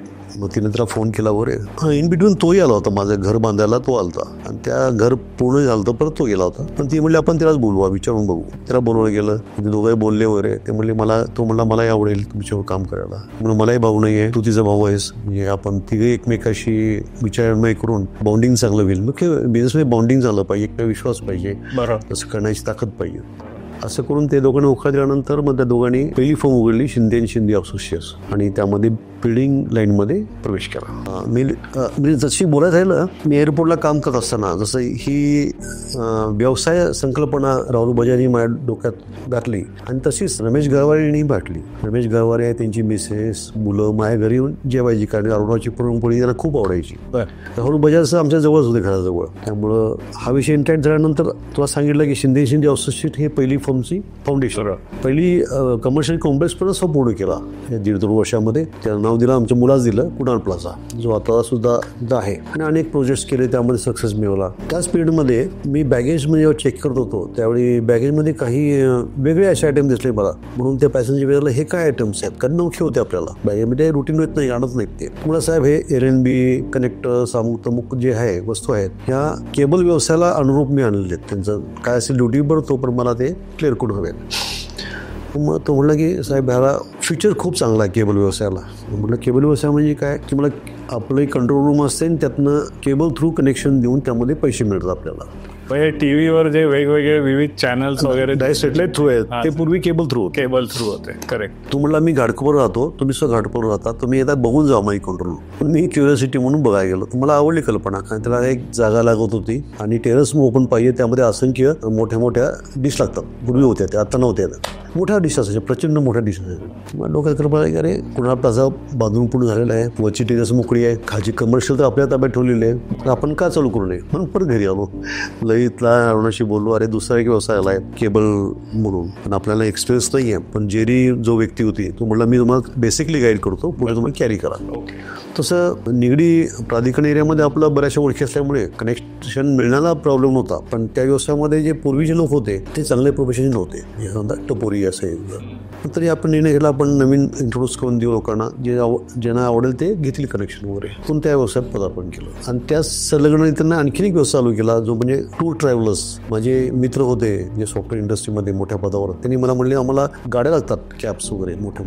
तर तो व्यवसाय आम्हाला दिला, तर आम्ही तुला क्लायंटची रजिस्ट्रेशन देतो. पुण्यातले सगळे IT क्षेत्रामध्ये माझी मेंटरशिप होती. आणि कम्फर्ट टूर्स सुद्धा 1-2 वर्षामध्ये 300-350चं फ्लीट तयार केलं मोठं. बापरे. तिन्ही व्यवसाय माझ्या त्या कारकिर्दीमध्ये तयार झाले. पण कन्सेप्ट अनुभव माझा, एज्युकेशनची जबाबदारी ललित आणि अरुणा, त्यात लक्ष घालावं, डेव्हलप करावं. येऊन सुद्धा नाव काय ठेवायचं ते मीच ठरवणार. शिंदे असोट कसं असावं मीच ठरवलं. त्यानं मनोरंजन का ठेवलं की ते क्षेत्र मनोरंजनचं आहे, त्यामुळे लोकांचं मनोरंजन होतंय, म्हणून मनोरंजन नाव ठेवा. ट्रॅव्हल्स टूर जातोय, लोकांना काय हवं, कम्फर्ट नाव. ही डोक्यातली संकल्पना जी आहे ना, आणि ते इतके ब्रँड पॉप्युलर झाले की मनोरंजन केबल तर गेले 25 वर्ष लोकांचं राज्य केलं पूर्ण. नंतर मोठं जॉईंट व्हेंचर पण केलं. कम्फर्ट टूर्समध्ये आणखी एक जेवी कोणती कंपनी दुसऱ्याकडे दिली मी, कारण मला सगळं जमत नव्हतं. बरोबर. एअरपोर्ट झालं, पुण्यामध्ये परत पोस्टिंग आलो. पुण्यामध्ये परत डिव्हिजनला काम केल्यानंतर माझं, कारण की बरेच ठिकाणी अशी धावपळीची पोस्टिंग घेतल्यानंतर मला आपलं डिपार्टमेंट कुलिंग पिरियड होतो बघ, बरोबर, बाहेर पोस्टिंगचा. बरोबर. त्यामुळे मग कुठं जायचं, कोकणात जायचं का कुठं असं पोस्टिंग मिळतं आपल्याला 2 वर्षासाठी मिळतं. मी म्हटलं की असं ठिकाण मिळावं की यामध्ये जास्त लोड नको, आता खूप काम झालेलं आहे. म्हणून मी सहज त्यावेळी नारंग म्हणून कमिशनर होते, त्यांना भेटलो मी. साहेब म्हटलं मला आता सलगरीतीने मी प्रिव्हेंटिव्ह काम करतोय, सलगरीतीने मला थोडं पोस्टिंग असं द्या की मी तिथे शांतपणे बसेल. त्यामुळे म्हणलं उद्या असं का तू थकला काय? मी थकलो नाही सर, की थोडंसं मानसिक समाधान, थोडंसं ब्रेक घ्यावा असं विचार होता. आणि मग तू जा की महाबळेश्वरला म्हणाले, महाबळेश्वर वेकन्सी मिळते त्या ठिकाणी तू जा. मलाही पडलं महाबळेश्वरकडे पोस्टिंग मिळते, म्हणून मी महाबळेश्वर पोस्टिंग स्वीकारलो. महाबळेश्वर पोस्टिंग सुद्धा फार छान रीतीने पार पडलं. पण महाबळेश्वर पोस्टिंगमध्ये मला अनेक विचार डोक्यात आले, त्याला नवीन संकल्पना आली पुढे. तसं मी इथं आल्यानंतर एक छोटी जागा घेतली होती सिंहगडला. तिथं बसल्याच असताना माझे एक मित्र आले जे आमदार होते, चंद्रकांत छाचेड. ते पर्यटन मंत्री होते पूर्वी. त्यानंतर उद्या तो छोटंसं त्यात बांध येतं काय ते कर, म्हणजे साहेब आता जागा घेतली, बघू काय करायचं. त्यावर म्हणले सिंहगडला रोपवे करायचं आम्हाला, पर्यटनला MTDCला करायचं आहे, तर तू पण आमच्याशी सामील होणार. म्हणजे साहेब काय काय लागतं मला गहू माहीत नाही म्हटलं. ते म्हणजे एकदा ये माझ्याकडे मंत्रालयामध्ये, मी तुला सगळी फाईल देतो, चेक कर, आणि तुला पटलं तर मग त्यामध्ये पदार्पण कर, आपण जॉईंट व्हेंचर करू, MTDC आणि तू. मग मंत्रालयात गेलो, ते डिस्कस केलं. त्यांनी मला फाईल दिली की काय प्रपोज असतं, कारण की त्यांनी रेफरन्सला फाईल मला रायगडची दिली होती. रायगडला कसा रुपये बनला, काय काय परमिशन लागतात, तर किचकर विषय होता. पण त्यावर मला डोकावलं की आता सगळं झालेलं आहे, मी कन्स्ट्रक्शन झालंय, केबल नेटवर्क झालं, कम्फर्ट टूर ट्रॅव्हल झालं. आता क्षेत्र राहिलं चांगलं. त्यांनी दाखवलंय की पर्यटन क्षेत्र असं होतं की जे आता त्यावेळी मला वाटलं की भारतासाठी सुद्धा पर्यटन क्षेत्र ओपन चांगलं व्हावं, तर आपण सुद्धा पर्यटन क्षेत्रामध्ये एक फाउंडर मेंबर का होऊ नये. आणि रुपये असा विषय होता की तो एक पर्यटनासाठी फार मोठं बोस्ट होतं. बरोबर. विषय किचकट होता, टेक्निकली किचकट होता आणि बाकी किचकट होता. मग थोडा अभ्यास केला मी त्यामध्ये, आणि त्यांच्याप्रमाणे आम्ही प्रस्ताव पाठवला. त्यावेळी मी सर्व्हिसमध्ये होतो, भाऊ आणि मी ठरल्याप्रमाणे भाऊ मिसेस, ते लोकांनी ते पुढे घेतलं, ऍप्लिकेशन केलं. शेवटी मी डिपार्टमेंट होतो, मॉनिटर बहीण आणि भाऊच करणार. ते बेसिकली ऍप्लिकेशन करताना जे काय संदर्भ मिळाले होते ते त्यांना दिले, त्यांनी ऍप्लिकेशन केलं, मॅपिंग फॉरवर्ड झालं, वर्ष झालं. त्यानंतर आम्ही MTDC आणि आम्ही म्हणून प्रस्ताव दिला होता, तो 1 वर्षानंतर बारगळला, कारण की त्यांच्याकडे फंडिंग नसल्यामुळे ते काय म्हणले आम्ही यामध्ये सहभाग करू शकत नाही, तो तुम्ही वैयक्तिक करणं असतं करा. तर वैयक्तिक करणं म्हणलं तर सगळी जबाबदारी आपल्यावर, कारण गव्हर्नमेंट बाहेर पडलं. गव्हर्नमेंटनं तर ह्या वैयक्तिक प्रोजेक्ट झाला, खाजगी प्रोजेक्ट, सगळ्या परमिशन्स आणि हे ते परत खूप चालूच होतं. ते ओके, जवळजवळ 15-16 परमिशन्स लागतात त्याला. ते म्हणले वैयक्तिक कराल का, परत विचार नाही केला. म्हणलं मी तर डिपार्टमेंटमध्ये आहे, ह्यासाठी तर खूप फेरा लागणार तुम्हाला. त्यामुळे बघू, प्रयत्न करू आपण, आहे विषय चांगला. त्यामुळे आम्हाला त्यांना एक जागाही आली होती तोपर्यंत इकडं गडाजवळ, जी टिळकांची पूर्वीची जागा होती खालचा बेस पॉईंटला, ती घेऊ का म्हणा आम्ही. तर म्हणलं घ्या, म्हणजे आता घेऊ, पुढे जायचं म्हणलं घ्या म्हटलं. ती त्यांनी जागा घेतली आणि परत फेरी प्रस्ताव केला की आम्ही वैयक्तिकरित्या हा प्रोजेक्ट करू. परत सगळं सबमिशन आलं, बाकी डॉक्युमेंटेशन आले, पेपर्स तयार झाले.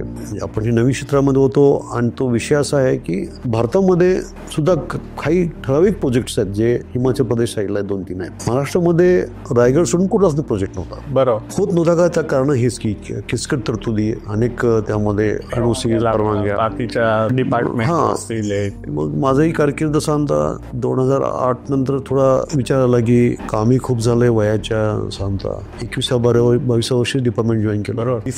30-36 वर्ष झालं सर्व्हिस झाली.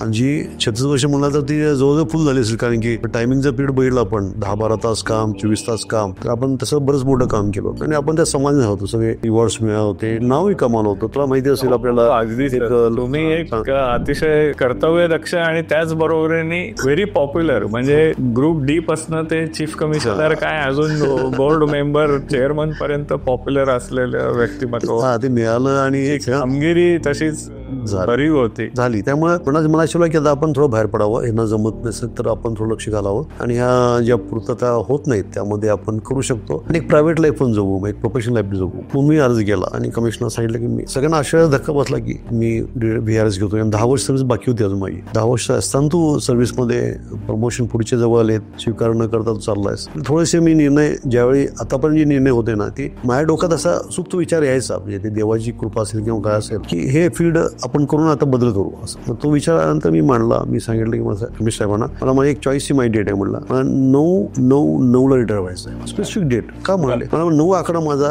पण लकी आकडा आहे आणि मला एक नवीन सुरुवात काही म्हणून त्यांना सांगितलं मी प्रायव्हेट प्रोजेक्टमध्ये उतरणार आहे. बघू म्हटलं कसं विचार करून सांग. मी 9/9/9ला रिटायरमेंट डेट अप्रूव्ह करा म्हणून सांगितलं. मग आपल्या याप्रमाणे सगळं व्हेरिफिकेशन रिपोर्ट, विजिलन्स आहे का नाही, अमुक आहे का नाही, तर मग सगळी फाईल क्लिअर झाली आणि त्यांनी मंजुरी दिली मला. त्यावेळी वासुदेव मॅडम होत्या, अरुषा वासुदेव लेडी ऑफिसर होत्या. त्यांची फार इंटरेक्शन होतं माझं, पण ते माझं नाव ऐकून होते आणि त्यांनी मला मंजुरी पण दिली. असं करत सगळ्यांनाच आश्चर्य धक्का, सर्व वातावरण चेंज. मग उदय रिटायरमेंट माझ्या ते पहिल्यांदा इतक्या लवकर बाहेर पडणार ऑफिसर मीच असेल माझ्या. तुमची बॅच बाहेर पडली बरेच लोकांची. मग निर्णय घेतल्यानंतर तो अप्रूव्ह झाला. 9/9/9 हा दिवस उजाडला. मी पण नॉर्मलमध्येच गेलो ऑफिसमध्ये वगैरे. माझा सेंड ऑफ अरेंज केला होता. सगळे commissioner, additional commissioner, assistant commissioner, सुप्रिंट सगळे बसले होते. मी पण सुप्रिंट लेवलच होतो. मग त्यांनी कॉन्फरन्स हॉलला मीटिंग अरेंज केली होती. अशामध्ये कमिशनर मॅडम, मी साईडला, पलीकडे ॲडिशनल कमिशनर, इथं असिस्टंट कमिशनर वगैरे बसलो. सर्वांनी माझ्याविषयी थोडं बोललो, मी थोडं बोललो, सांगितलं. कारण डिपार्टमेंटला खूप प्रेम दिलं. डिपार्टमेंट माझं करिअर घडलं, माझं व्यक्तिमत्व घडलं, मान दिला, सन्मान दिला. त्यामुळे डिपार्टमेंटचं जेवढे आभार मानावं तेवढं कमीच. आणि डिपार्टमेंटमध्ये स्वाभिमान तर मनात तेवढाच आहे माझ्यावर. मला बाकी मी सहन करू शकतो, पण डिपार्टमेंटबद्दल कोणी वाईट बोललं तर मला सहन होत नाही. कधी पूर्वी सुद्धा काम करताना असं काय बोललं तर मी स्वाभिमान माझा जागा होतो. त्यामुळे सुरुवात झाली. कमिशनर मॅडम उठल्या, त्यांनी माझा सत्कार केला, शॉल श्रीफळ घेतलं. आणि विशेषतः मी ज्यावेळी सत्कार करायचा होता त्यावेळी कमिशनर मॅडमनी आपली चेअर सोडली, मला माझ्या चेअरमधून उठवलं, त्यांनी त्यांच्या चेअरवर बसवलं. बापरे,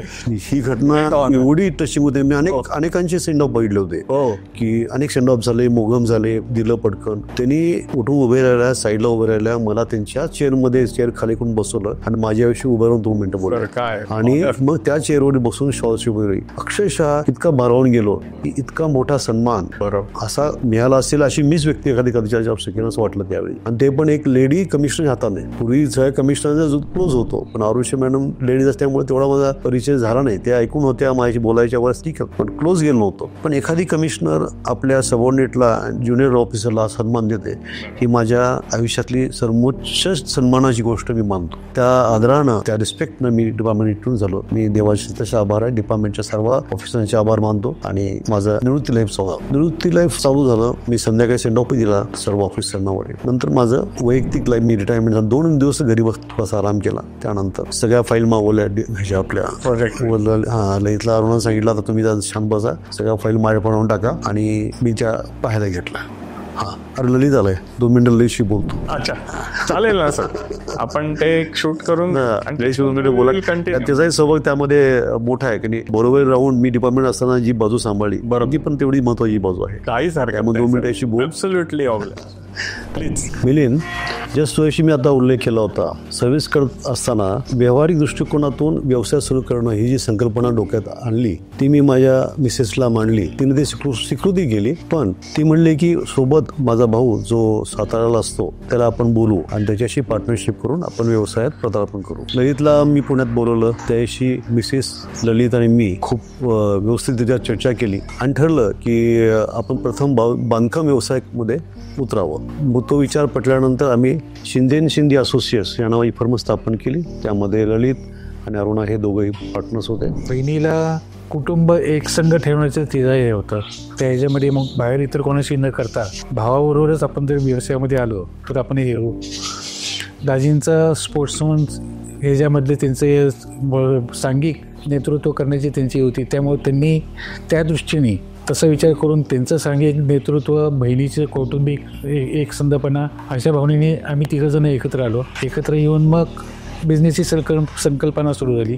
करायचं काय, तर मी कन्स्ट्रक्शन व्यवसायामध्येच होतो, तर एकत्र आपण कन्स्ट्रक्शन व्यवसायामध्येच आपण सुरुवात करूया अशा दृष्टीने कन्स्ट्रक्शनमध्ये सुरुवात झाली. कन्स्ट्रक्शनमध्ये सुरुवातीला मी कमर्शियल प्लॉट घेऊन त्या ठिकाणी कमर्शियल कॉम्प्लेक्सवर कुणाल म्हणून कमर्शियल कॉम्प्लेक्स बांधला, स्कीम केल्या, बाकीची इतर बिझनेस करत होतो. बिझनेस करता करता पुढं आणखीन थोड्या वर्षानंतर अशी संकल्पना आली, आपलीच जागा आहे, आपलीच कॉम्प्लेक्स आहे, तर त्या ठिकाणी केबलचा व्यवसाय सुद्धा आपण सुरू करू नये. दाजींचं त्यावेळेला मुंबईमध्ये कॉन्ट्रॅक्ट्स होते, रिलेशन होते, त्यांनी त्यावेळेला तिथे लोकांची चौकशी केली, म्हणजे माहिती घेतल्यानंतर त्यांना सुद्धा त्यांनी मला येऊन सांगितलं की अशा पद्धतीने व्यवसाय आपण चांगल्या पद्धतीने आपल्या कॉम्प्लेक्समध्येच आपण आपला व्यवसाय आपण करू शकतो. ते झाल्यानंतर मग परत आमची त्या मीटिंग वगैरे सगळ्या झाल्या. मला सुद्धा त्यामध्ये इंटरेस्ट आला. मग एकत्र मिळून परत केबलचा व्यवसाय सुद्धा सुरू केला. केबलचा व्यवसाय सुद्धा मग एवढ्या मोठ्या प्रमाणात तो स्प्रेड होत गेला.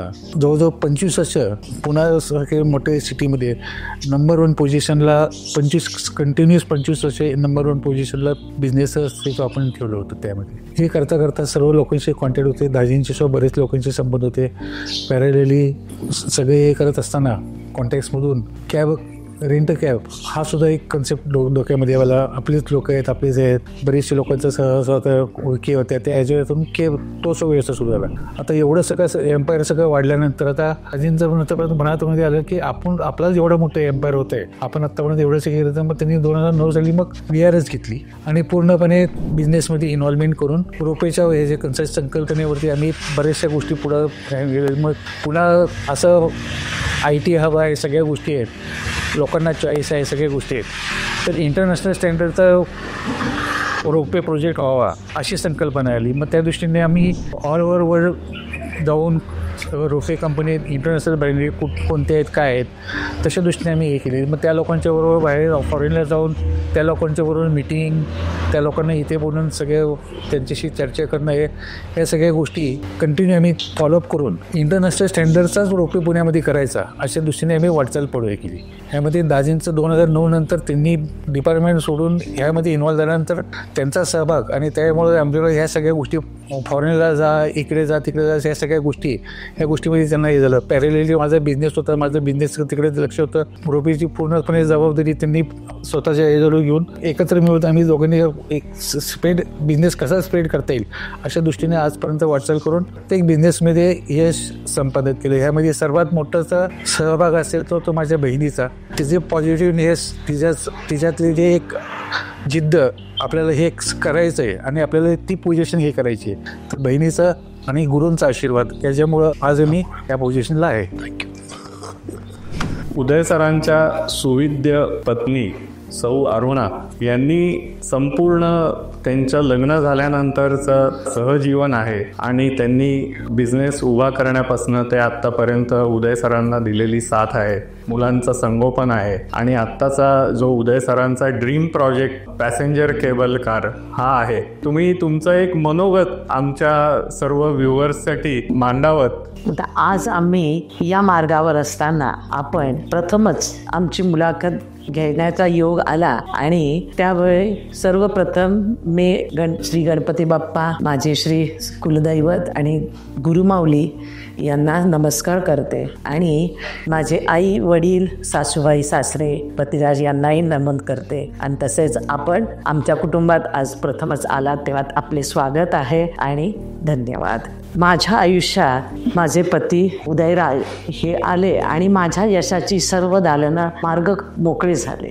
त्यांनी मला माझ्या आयुष्यात पूर्णपणे सगळ्या गोष्टींमध्ये, माझ्या कलेमध्ये, माझ्या प्रत्येक गोष्टीमध्ये साथ दिली आणि म्हणूनच मला माझ्या कला वगैरे सगळं काही जोपासता आलं आणि जोपासते आहे मी. आणि माझ्यासाठी माझे पतिराज म्हणजे माझं सर्वस्व आहे.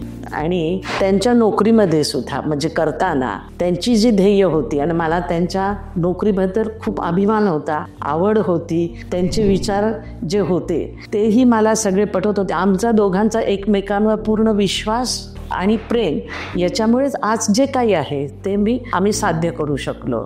आणि ते करत असताना त्यांना पूर्णपणे साध्य, आणि मला अधिक म्हणजे खूप धनाची अपेक्षा नाही, पण समाजामध्ये नाव कमवावं आणि शिक्षणाची मला खूप आवड आहे. त्यामुळे माझा संसार उत्तमरित्या आम्ही कसं करू शकू हे खूप ध्येय होतं माझं, म्हणजे मुख्य म्हणजे. आणि त्या दृष्टीने पूर्णपणे समर्पित होऊन संसार करायचा एकमेकांनी, आणि त्यामुळे त्यांची मला खूप साथ लाभली आमच्या आयुष्यात. म्हणजे माझ्या संसारात गुरुकृपेने 2 माझी सुपुत्र सुपुत्री आले आणि आमचा संसार पूर्ण चौकट पूर्ण झाली संसाराची. आणि त्यांच्याही बाबतीत मला त्यांच्याकडून ज्या अपेक्षा होत्या की मला त्यांनी समाजात एक स्वतंत्र स्थान निर्माण करावं आणि त्यांचं कौतुक आम्ही आई वडील म्हणून करण्यापेक्षा समाजाने करावं, लोकांनी करावं, त्याच्या शाळेमध्ये शिक्षकांनी करावं, ह्या दृष्टीनेच मी त्यांच्यावर विचार लादले आणि त्याप्रमाणे त्यांना घडवण्याचा प्रयत्न केला. आणि माझ्या मुलांनीही ती माझ्या आयुष्यात साथ दिली. आणि आत्ताच्या युगामध्ये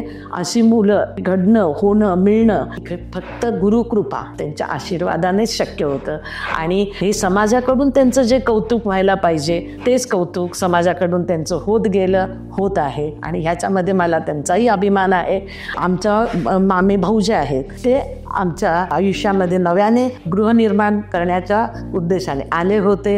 आणि गुरुकृपेने आम्हाला जो आदेश दिला की तुम्ही एकमेकांना कधीही अंतर देऊ नका, आणि हे या आदेशाने तिघांची जी वीण आहे ती घट्ट होत गेली आणि प्रगतीचे मार्ग हे त्याला यश मिळालं आणि त्या मार्गाने आम्ही चाललो आहोत. हे करता करता आमचे भाऊ जे आहेत त्यांच्याबरोबर व्यवसायामध्ये मग मीही उतरले आणि आम्ही केबलचा व्यवसाय सुरू केला. नंतर कन्स्ट्रक्शन व्यवसायामध्ये त्यांच्या बरोबरीने मी होते. आणि मग एकमेकांचे आमचे विचार हे आम्ही प्रत्येक एक मताने तिघही आम्ही एकत्र एका विचाराने जे काही असेल तरी जे चांगलं आहे, चूक आहे, वाईट आहे, बरोबर आहे, हे पूर्णपणे विचार विनिमय करतो आणि पुढे मार्ग क्रमित. एक टीम म्हणून तुम्ही जबरदस्त बॉन्डिंगने पुढे चालताय आणि जे क्षेत्रात तुम्ही एंटर कराल त्या क्षेत्रात तुम्ही यश मिळवणार अशी खात्री आम्हाला आता निर्माण झाली आहे. इथं आम्ही ज्या वेळेला सिंहगडला जागा घेतली, इथं आलो आणि त्यानंतर त्यांचं एक ध्येय त्यांच्या मनात पहिलं त्यांना सुचलं की आपण इथं रोपवे प्रोजेक्ट आणावा. सगळ्याच दृष्टीने म्हणजे जे इथे लोकांना ज्या अडचणी आहेत, कोणी वृद्ध येऊ शकत नाही, छोटी मुलं आहेत म्हणजे ती कंटाळून जातात, तर हा प्रोजेक्ट म्हणजे प्रकल्प आला तर सगळ्यांच्या सोयीचं होईल, गावाचा विकास होईल या दृष्टीने त्यांनी विचार केला आणि आम्हालाही ते पटलं आणि आम्ही सगळ्यांनी त्यांना सपोर्ट देण्याचा प्रयत्न केला. आणि त्यांनी जे त्यांचं स्वप्न म्हणजे त्याच्यासाठी त्यांनी VRS घेतली आणि मग पूर्णपणे झोकून देऊन त्यांनी खूप कष्ट म्हणजे यासाठी घेतले. हे साकार आता होत आहे स्वप्न आमचं. देवाने म्हणजे त्यांची साथ म्हणजे परमेश्वराची लाभली, गुरु कृपा ही आमच्यावर खूप आहे आणि प्रत्येकांवर अशीच म्हणजे गुरु कृपा ही आमची कायम पुढे असावी आणि ती राहावी, हे माझं स्वप्न आहे. तुम्ही खरोखरच वेळात वेळ काढून आमच्या चॅनलसाठी छान प्रतिक्रिया दिलीत आणि मनोगत व्यक्त केलं, त्यासाठी तुमचे खूप खूप आभार आणि धन्यवाद. नाही, आपलेही आभार. आपलं स्वागत आहे. सर, तुम्ही आणि ललित यांनी आत्ता आम्हाला फारच छान एक्सप्लेन करून सांगितलं इन डिटेल. त्यांना जायची गडबड होती त्यामुळे त्यांनी त्यांच्या वेळात वेळ काढून जी काही माहिती दिली त्याबद्दल माझ्या चॅनलतर्फे त्यांचे आभार हे मी तुमच्यासाठी तुमच्याकडेच व्यक्त करतो. आपण खाकी हेरा उतरवला. डिपार्टमेंटचा रुबाब, त्याची ताकद, त्याची शक्ती हे वेगळी असायची. म्हणजे आपण कुठे गेलो तो त्या वेगळा रिस्पेक्ट असायचा, पुढचा उभा राहायचा. आता ते आपण खादी ड्रेस उतरवला, आपण आता व्यवसायी झालो. तर ह्या भूमिका बघ किती तफावतला. मी एक गोष्ट मजेशीर सांगेन त्यामध्ये. आता मी पूर्ण वेळ देऊ शकत होतो त्यामुळे मी सर्व तपासलं. 2009 नंतर सप्टेंबर 2009ला रिटायरमेंट घेतली. 2 दिवस थांबलो, नंतर सर्व याची गोष्टी अभ्यास केला. लईतून तुला सांगितलं आता ती दुरा माया आली, कारण की आता जे केबल व्यवसाय चालू होता, कम्फर्टी चालू होतं आणि त्यानंतर हे पूर्णत्वास याची जबाबदारी आता माय, कारण मी त्यासाठी विचारपूर्वक करून VRS घेतला. बरोबर. ज्यावेळी VRS घेतला तर माझा सन्मान म्हणून अरुण ललित दोघांनी मिळून मला गाडी दिली. आयुष्यातली भेट पहिली. ती कुठली असेल सांगू? Audi Q7. अरे बाप, सर्वात महागडी गाडी आणि तिचा नंबर होता 9999. ती अजून सुद्धा माझ्याकडे आहे की तुम्ही आता फिरणार तर त्याच रुबाबात फिरा, त्याच मध्ये फिरा. आम्ही पण शिवदृश फिरलोय, पुढचं तुम्ही फिरणार, तुमचं कुठे रुबाब कमी नको आहे, तुम्ही त्याप्रमाणे अप्रोच व्हा सगळ्यांना. तर साहजिक होता, त्यांच्या मनाच्या दृष्टीनुसार होता. डिपार्टमेंटमधून बरंच शिकून गेलो, पण आता भूमिका बदलली. आपण झालो व्यावसायिक बदलल्यानंतर ज्या टेबलला जाऊ त्या ठिकाणी पुढचा ऑफिसर आणि आपण व्यावसायिक असा जो तफावत असतो ना, ती पेलण्याची क्षमता आपल्यामध्ये यायला पाहिजे. कारण त्यांचं ऑफिस म्हणून टॉकिंग असतं, आपण व्यवसाय म्हणून टाकून असतो. तर ही जी कार्यपद्धती होती ती जरा बदलणं खूप आवश्यक होतं. पूर्वी सगळं बाब म्हणून बोलणं चालणार नव्हतं. आपल्याला कन्व्हिन्सिंग आपण राहणं तिथपर्यंत आपल्याला परत कामं यायला खेळाडू व्यक्तिमत्व की मनामध्ये आपण जशी जागा बदलतो आणि अप्रोच बदलतो तसं आपण आपले भूमिका ऍडजस्ट करून लगेच आपण भूमिका अकोमोडेट करतो. आता टेबल टू टेबल मी जायला लागलो प्रत्येक ठिकाणी, कुठं अडचणी आहेत सांगता. तुला सांगतो 2009 तो 2024चा प्रवास सांगता किती वर्ष? 13 वर्ष. 14 वर्ष 15 वर्ष झाले. डिपार्टमेंटची 10 वर्ष मी सोडली, त्यामुळे 10 वर्ष आणि प्लस 4 एक्स्ट्रा वर्ष 14 वर्ष मी केलेले कष्ट जे आहेत ना ते जर बघितले तर यात असंख्य अडचणी होत्या. म्हणजे मी रिटायरमेंट घेतली पण एवढ्या अडचणी असतील ह्या प्रोजेक्टमध्ये आणि एवढे लुफुल्स असतील वाटलं नव्हतं. तरी मी नाही कसं पोट होत नाही, कारण की शेवटी डिपार्टमेंट एक्स रिटायर्ड ऑफिसर सुद्धा एक पदवी बरोबर होती. मी मग सांगायचं मी रिटायर्ड कस्टम ऑफिसर, प्रेशर पडायचं, बोलायचं, टॉकेटिव्ह बदलायचं. त्यानंतर आता डायरेक्टर आहे असं बोला, डायरेक्टर झालो कंपनीमध्ये. मग हे सगळं जे होतं ना हे आपल्याला आपण पूर्वी प्रोटोकॉल शिकलेलं आहे, कमिशनरशी बोलताना शिकलेलं आहे आणि हे सगळ्या गोष्टी शिकल्या आहेत. कसं अप्रोच होणं, कसं प्रेझेंटेशन करणं, काय करणं हा फरक पडतो. मोठमोठ्या बिझनेसमॅनशी तुमची इंटरॅक्शन झालेली आहे. त्यांनी शिकवलं कसं बोलणं, काय करावं, कसे प्रॅक्टिकल राहावं. आणि तुला माहिती आहे की डिपार्टमेंट असताना माझे शिपाई बरोबर ते वरतीवर संबंध होते आणि तसंच मी पूर्वी नंतर काम करता अवलंबलं डायरेक्ट बॉसला भेटत नव्हतो. का तर शिपाईपासून ते वरती काम लागायचं, कारण एखादी फाईल आहे ना सापडणं हे काम शिपाई करून लागायचा. 2014ला माझी रोपे बद्दलची फायनल नोटिफिकेशन निघाली, GR निघाला गव्हर्नमेंट ऑफ महाराष्ट्रने एक GR काढला की हा प्रोजेक्ट ह्या कंपनी देण्याकरता आम्ही मान्यता दिलेली. 2023ला नाही आता 24ला GR अमेंड झाला, त्यामध्ये सगळं ओके झालं, फायनल परमिशन. त्यामध्ये कसं माहिती झालं की प्रोजेक्टचं टोटल कन्सेप्ट बदलत गेला. 2004ला आम्ही 10 कोटीचा प्रोजेक्ट केला होता इंडियन टेक्नॉलॉजी वापरून म्हणून, पण संपूर्ण जगभर पर्यटन क्षेत्रामध्ये बूस्ट झाल्यामुळे गव्हर्नमेंट सुद्धा आता त्यामध्ये पाठी असल्यामुळे तो प्रोजेक्ट पुण्याच्या लोकांना आपण चांगला द्यावा याविषयी आम्ही बघितलं कोणाशी संधान साधावं. तर ऑस्ट्रियामध्ये कंपनी डॉपलमेर वर्ल्डमध्ये नंबर 1. त्यांना विचारलं की त्यांची मशीन सगळ्यात टॉपमोस्ट आहे आणि सेफ्टी आणि टेक्नॉलॉजी त्याचं जे फंक्शन हे सगळं 0% त्यांचे ॲक्सिडेंट्स आहेत क्लिअर एकदम, त्यांचे सेन्सॉर्स सगळं खूप छान आहे, ते द्यावे असे विचार केला. मग कॉस्टिंग सगळं बदललं गेलं. 10 कोटीचा प्रोजेक्ट. बाकी आता टुरिझम फॅक्टरचा विचार केला तर आता आम्ही हा प्रोजेक्ट 150 कोटीला पोचला आहे. बापरे, कुठे 10 का की आपण काळानुरूप आपल्या लोकांना ह्या तशी दिल्या पाहिजे. जसं तू बोलला की मला ह्यामध्ये वैशिष्ट्य काय प्रोजेक्टची वैशिष्ट्य असे आहे की बॉटम स्टेशन पासून आपल्याला रोपे स्टार्ट करायचं आहे. पण रोपेसाठी लोक येतील, ती जातील गडावरती उतरली की तिथं स्टेशन असणार, तिथून उतरून गड बघतील परत रिटर्न येतील, अशी कन्सेप्ट आहे. पण 1 डे फॅमिली करता हा स्पॉट कसा डेव्हलप होईल ह्या विचारानं मी रोपेमचं डिझाईन बदललं आणि त्याचं डिझाईन पूर्ण चेंज करून तो थोडंसं मॉडिफाय केलं. पण प्रोजेक्ट 150 कोण करता. आता आला फायनान्स उभं करणं. बरं, इन बिटवीन डिपार्टमेंटमध्ये ह्या लोकांनी मिसेसने भावानं बऱ्यापैकी डेव्हलपमेंट केल्या होत्या, त्या जागाही घेतल्या होत्या, जागा अवेलेबल होती. पण फायनान्स मोठा आता 150 कोटी फायनान्स म्हणजे फार मोठी गोष्ट होती. आता काय करायचं, फायनान्शियल सुद्धा चालू केलं मी नंतर, कारण ह्यांना डिले होत गेला तसं मी फायनान्शियल सुद्धा चालू केलं. पण त्यावेळी फायनान्स फायनान्सची हा विषय नव्हता, त्यामुळं कोणी असं पटकन फायनान्स द्यायला तयार नव्हतं. पण कन्स्ट्रक्शन रोड डेव्हलपमेंट ह्यासाठी फायनान्स अवेलेबल होऊ शकत होते.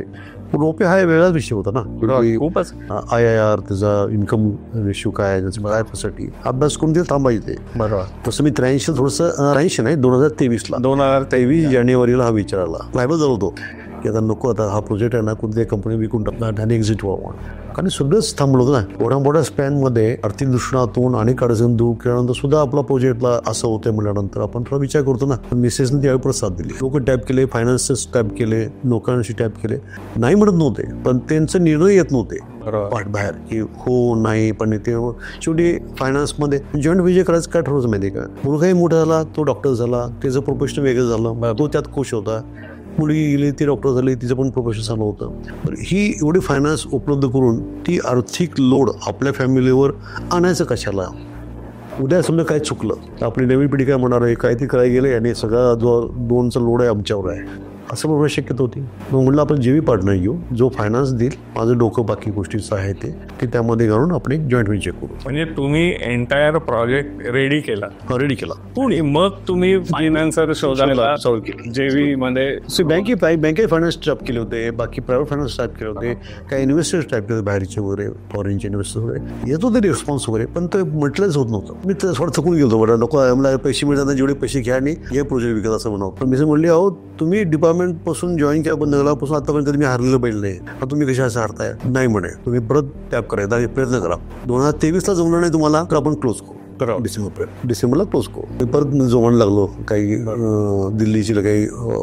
आता त्यामध्ये चित्र बदललं. भारतामध्ये अनेक रोपे वाहण्याचं आल्यानंतर काही कंपन्यांनी आपलं एक सेक्टर रोपे चालू केलं.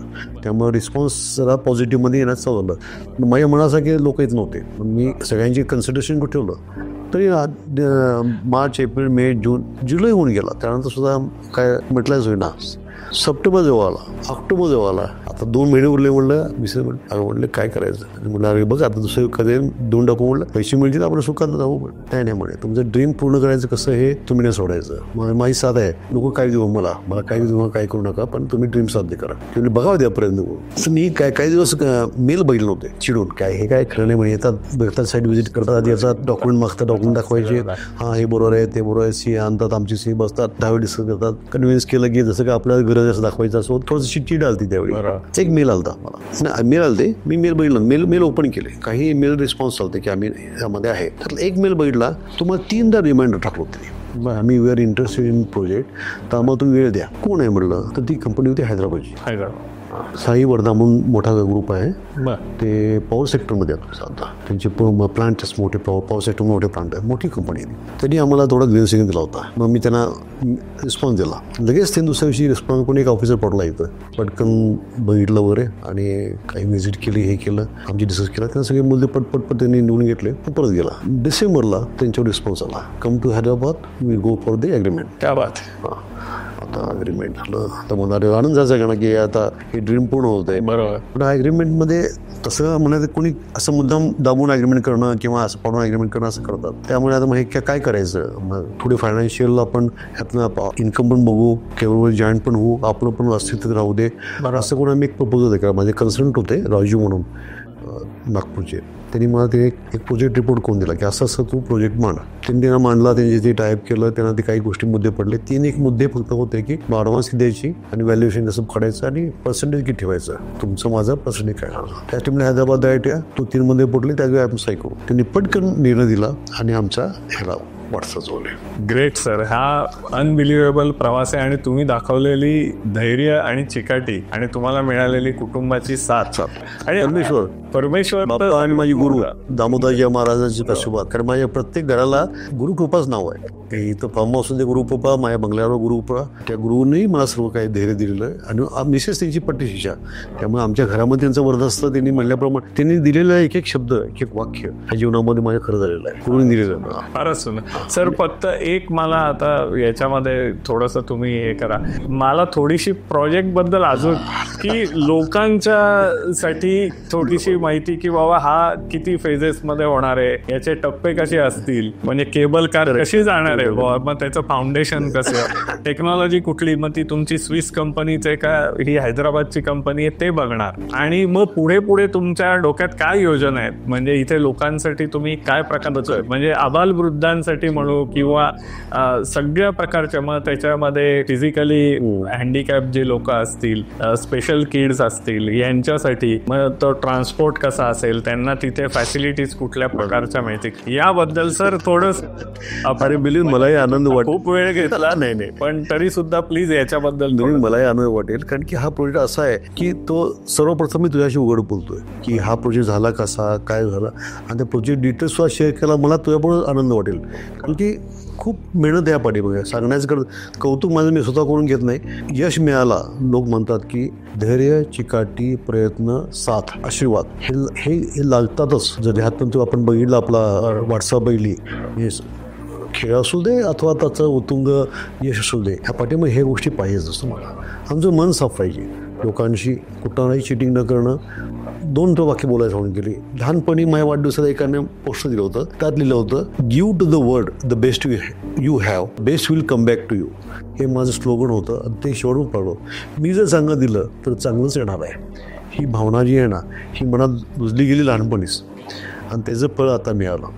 आता प्रोजेक्ट मी आता कौतुक करत नाही माझं स्वतःचं, पण मी जे सर्व परमिशन्स आणि जे आखणी केलेली, ज्या प्रदेशी व्हिजिट केल्या ललित बरोबर, आम्ही ललितला बोललाच की जर्मनी गेलो, बाहेर गेलो, अभ्यास केला. हा सर्वांचा अभ्यास बघून ही जी मोठी कंपनी आहे ना, ही मोठी कंपनी ॲप्रिशिएट झाली. की जे आम्हाला माहीत नाही युरोपमध्ये यायच्या अगोदर तुम्हाला माहिती आहे. बरोबर. आणि त्यांनी माझे सर्व कन्सेप्ट स्वीकारले, कुठे बदल केला नाही. माझी इन्व्हेस्टमेंट 1.50 कोटी मंजूर केली. मी जी कंपनी निवडली, ज्या ऑस्ट्रेलियाची डॉपलमेअर, तीच निवडली. माझं डिझाईन, माझं प्लॅनिंग, माझं हे सगळं त्यांनी अप्रूव्ह केलं. अशी कुठली कंपनी नसेल, पण ही पण कंपनी आहे हँड्स ऑफ द कंपनी, की त्यांनी चांगलपणाने त्यांनी अभ्यास करून मला स्वीकारलं. बरोबर. आणि म्हणून साईन केलं. करेक्ट. आणि मी पण त्यांना शेवटपर्यंत साथ देणार, कारण मी डायरेक्टर तिथं आहे. बसला तरी ते सफल एक असून माझं सहभाग आणि त्या सहकार्य ती तिथं आहेत हैदराबादला, पण मी इथून सुद्धा त्यांची मदत करतोय. असं कुठं लिहिलं नाही त्यांनी मला तुम्ही मदत करा. मी त्यांना म्हणलं मी एच फॅक्टर मी आता फार धावपळ करणार नाही. ते म्हणले काही करू नका, आम्ही करतो. पण तरी मी अजून सुद्धा त्यांची सहभाग करतो. ना कुठं कुठं अडचणी जातो, भेटतो, करतो. पण ते पुढे अपेक्षा होतं की तुम्ही काय मागितलं नाही, पण तुम्ही स्वतःहून पुढे येता. कारण माझं ड्रीम आहे ते ना. माझा मी त्याबरोबर एक सहभाग आहे, मला पूर्णच केलं पाहिजे ना. पैसे मिळतात म्हणून नाहीये, आपण केलंच पाहिजे. त्यांनी जबाबदारी दिली. आणि तुमचं हे पॅशन होतं, ऑब्सेशन होतं, आणि यामध्ये तुम्ही जे म्हणजे रक्त आटवून ज्याला म्हणतात तसं झालं. आणि तुमचं ते जे इतकं प्रिसाईज वर्क होतं की त्यांना फार कमी त्याच्यात काही करायची गरज नाही असं पडलं. आणि मला वाटतं हे रायगड रोपवे नंतरचा हा पहिलाच आहे. याची कंपनी महाराष्ट्रात अजून काही प्रोजेक्ट करते का, हाच आपला आहे? चांगला मुद्दा आहे. रायगड रोपवे हा इंडियन टेक्नॉलॉजी आधारित आहे, जो पूर्वी होता. त्यांच्या 2 ट्रॉली फिक्स ट्रॉली असतात. 2 फिक्स ट्रॉली जातात, फिक्स ट्रॉली परत येतात एकाच मोटरवरती. आपण ही ॲडव्हान्स सिस्टीम दिली गेली, ह्या म्हणतात डिटॅचेबल केबल कार. ह्यामध्ये आम्ही स्ट्रेंथ केला आहे केबलचा की 1200 पॅसेंजर पर आवर ही कॅपॅसिटी मॅक्झिमम आहे. मग आपल्याकडे गर्दी कशी आहे त्याप्रमाणे आपण ट्रॉली लावू शकतो आणि डिटॅच करू शकतो. That is advance system. पण मग आता ट्रॉलीज बेसिक प्रश्न सर, मी काय मला माहिती नाही, पण मी आपलं कम्पेअर सारखं मी रायगड रोपवेशी, कारण मी बसून गेलेलो आहे तिकडे. तर समजा 2 ट्रॉलीज आहेत, लोक कमी आली म्हणून, तुमचे जे टॉवर्स उभारले गेलेत आणि केबल्स ज्या टाकल्या गेलेल्या आहेत की जे, आणि जी मशिनरी आहे त्याची लोड कॅपॅसिटी आहे, लोड बेरिंग कॅपॅसिटी आहे, ही ती मॅक्सिममच राहणार. त्यामुळेच ती तुम्ही केबल कार ऍड करू शकणार या प्रकारे. नाही, आपली passenger capacity 1200 passenger per hour capacity प्रमाणेच कॅल्क्युलेशन केलंय. अच्छा, सगळं फाउंडेशन पासून एका वेळी 16 ट्रॉली जातील, एका वेळी 16 ट्रॉली परत येतील, 32 ट्रॉली फिरतील एकाच वेळी. बापरे. समजा आज गर्दी नाही आहे तर याच्यात 8 ट्रॉलीज ऑपरेट करायच्या, तर 2 ट्रॉली येतील. आणि डिस्टन्स किती आहे साधारण? 1800 मीटर, म्हणजे 2 किलोमीटर अंदाज आहे. 2 किलोमीटर अंदाज. आणि त्याला 5 ते 6 मिनिट लागतात पोहोचायला वरती. ते क्रॉस होताना आपण काही वॉटरफॉल बघू शकतो, खालचं सौंदर्य बघू शकतो. आमचं प्लॅनिंग आहे त्यामध्ये आणखीन काय सुधारणा करायची. आणि हे मला हे विचारायचं आहे की आपल्या खोऱ्यातनं पाऊस आणि हे ते सगळं अभ्यास केलाय, हे सगळ्या सीझन मध्ये हे चालू राहील? अभ्यास केला गेलाय. आता आम्ही पहिलं काम कुठलं गेलंय, सॉइल टेस्टिंग. सॉइल टेस्टिंग काय करतात की जे काही पिलर्स उभं राहतात त्यांना स्ट्रेंथ पूर्ण लावावी म्हणून खालीपर्यंत डेफ्थमध्ये कितीपर्यंत काय थर आहेत जमिनीचे, तो स्ट्रॉंगनेस वरती पाहिजे. त्यानंतर विंड फ्लो, त्यानंतर पाऊस, ह्या सगळा अभ्यास करून त्याचं डिझाईन बनलं. आणि ती कंपनी त्यामध्ये फार माहीर आहे, अजिबात रिस्क घेत नाही. त्या स्पेशल कोटिंग असतं, कुठलाही परिणाम करत नाही, ट्रॉलीचा आवाज नाही, हेलकावे नाही. आणि सेन्सॉर सिस्टीम, थोडं जे खट झालं की खालच्या कंट्रोलमध्ये असतात. येऊन सुद्धा त्या कंपनीचं असं आहे की they are having international control room. जे प्रोजेक्ट्स त्यांचे आहेत ते त्या कंट्रोलमध्ये दिसतात तिथे. हां, स्विसमध्ये. हो. आणि त्यांना ते वाढवलं की एखादं काही फॉल्ट आहे तुम्हाला, लगेच ते तुम्ही कम्युनिकेशन असं ॲडव्हान्स सिस्टीम आहे. मग आता हे जे प्रोजेक्च्युअल जे टेक्निकल टीम असेल किंवा जे ते ऑपरेट करतील, ही लोक कुठली असतील? थोडक्यात सांगतो. आता कसं आहे की बेस स्टेशनला आपण कन्स्ट्रक्शन करतो, त्यामध्ये बऱ्याच ॲम्युनिटी दिल्या आपण. जसं तो थोडक्यात त्याची वैशिष्ट्य काय सांगायचं आहे, हा रोपवे जो आहे हा पर्यटन दृष्टीने महत्त्वाचा आहे, पण आम्ही त्याला ऐतिहासिक पर्यटन का म्हणतो की जी व्यक्ती येईल इथं व्हिजिटला गडावरती ती ऐतिहासिक दृष्टीकोनातून वरती गेली पाहिजे, नुसतं मजा मनासाठी नाही. आता तर वरतीचं दारूबंदी, नॉनव्हेज बंदी सगळं आहे, तिथलं पवित्र राखणं हे महत्त्वाचं, त्याचा रोल आपल्या इथे. त्यामुळे आम्ही जरी पाण्याची बॉटल जरी नेली तर ती डिपॉझिट करून पुढे पडणार, ती परत डिपॉझिट करायची तर मग पैसे घ्यायचे. बाटल्या फेकणं, बरोबर, तंबाखू खाणं, सिगरेट वेस्ट वगैरे हे सगळं, सिगरेट ओढणं पूर्ण चेकिंग करून मनुष्यात जाणार. या सिस्टीम पूर्ण ॲडव्हान्स सिस्टीम ठेवल्या. त्यामुळे गडा पवित्र सांभाळणं हा मत आहे. आता शिवाजी महाराज आणि ही घटना, तान्हाजी मालुसरेंची घटना, ही फार संलग्न आहे. त्यामुळं खालच्या ह्याच्यामध्ये आम्ही थोडे मनोरंजन पण ठेवतोय, थोडं केअर टेकिंग मीट होतं. त्यामध्ये आमचा उद्देश आहे की फॅमिलीने सर्वांना आणावं, म्हणजे तो वयोवृद्ध असू दे किंवा 6 महिन्यात बाळाचं असू दे. जर त्यांना बरोबर घेऊन येता आलं तर जावा, नसेल तर आम्ही खाली केअर टेकिंग युनिट करतो, त्यामध्ये तुम्ही त्यांचं केअर टेकिंग केलं जाईल. पण इथं सगळे या आणि आवडलं त्यांना तर जातील वरती, तर वरती थांबा, वाटलं वरती थांबा. बरोबर. वरती वृद्धांना फिरण्यासाठी, अपंगांना फिरण्यासाठी आम्ही गव्हर्नमेंटला ते सांगतोय, वरती फिरताना आम्हाला बॅटरी ऑपरेटेड व्हेकल परमिट करा, जे पाथवेवरनं फिरतील, फक्त त्यांना, बाकी लोकांना नाही. बरोबर. फक्त अपंग, वृद्ध ह्या लोकांना तुमचं किंवा की काही म्हणजे एखाद्या त्रास होतोय पायाचा, नाही करू शकत, तर ते स्पेसिफिक सर्टिफिकेट आणून त्याला द्यावं. सगळ्यांना गाड्या देता येणार नाही, पण बाकी गड फिरावा. दुसरं पण वैशिष्ट्य सांगतो, खाली आमची एक संकल्पना अशी आहे की छोटंसं मिनी थिएटर उभं राहावं, त्यामध्ये क्षमता 100-150 व्हावी. ती लोक जी राहतील, त्यांचं वेटिंग आहे, अजून नंबर लागायचा, तर लोक तिथं थांबून तिथं एक शो 5-10 मिनिटात दाखवा त्यांना, की त्यामध्ये इतिहास, मी शिवाजी महाराज पूर्ण इतिहासाबरोबर सर्व भारताचा इतिहास, जे इतिहास झाला, जी घटना घडल्या, त्यांची काही क्लिप्स त्यांना दाखवून पूर्ण इतिहासाची माहिती द्यावी. वा वा, सुंदर सर. त्यामध्ये लोकांना समजेल काय. त्यानंतर असं एक सॉफ्टवेअर डेव्हलप करायचा विचाराचा आहे आणि चालू आहे काम त्यावरती, की गडावरती लोक गेले की त्यांना मोबाईलच्या ॲपशी अटॅचमेंट करता येईल आणि ते ज्या स्पॉटला जाऊन बघतील, थांबतील ना, ते बटन दाबल्यानंतर त्यांना इयरफोनद्वारे त्यांना त्यातली संपूर्ण माहिती कळेल, या घटनेला काय घडलं. अच्छा. कल्याण दरवाजा, बरोबर. युद्ध कुठं झालं, कुठून चढले, कुठून हल्ला केला, महल, सुभेदारवाडा, हे गोष्टी ज्या आहेत ना. बरोबर. म्हणजे काय घोड्यांना ठेवायला, म्हणजे कुठे आणण्याचं कोठार असेल, जी वस्तू माहिती व्यवस्थित त्यांना लगेच कमी. गाईड पाहिजे असं काही नाही, डायरेक्ट तुम्हाला मायक्रोफोनमध्ये माहिती कळवं. बरोबर.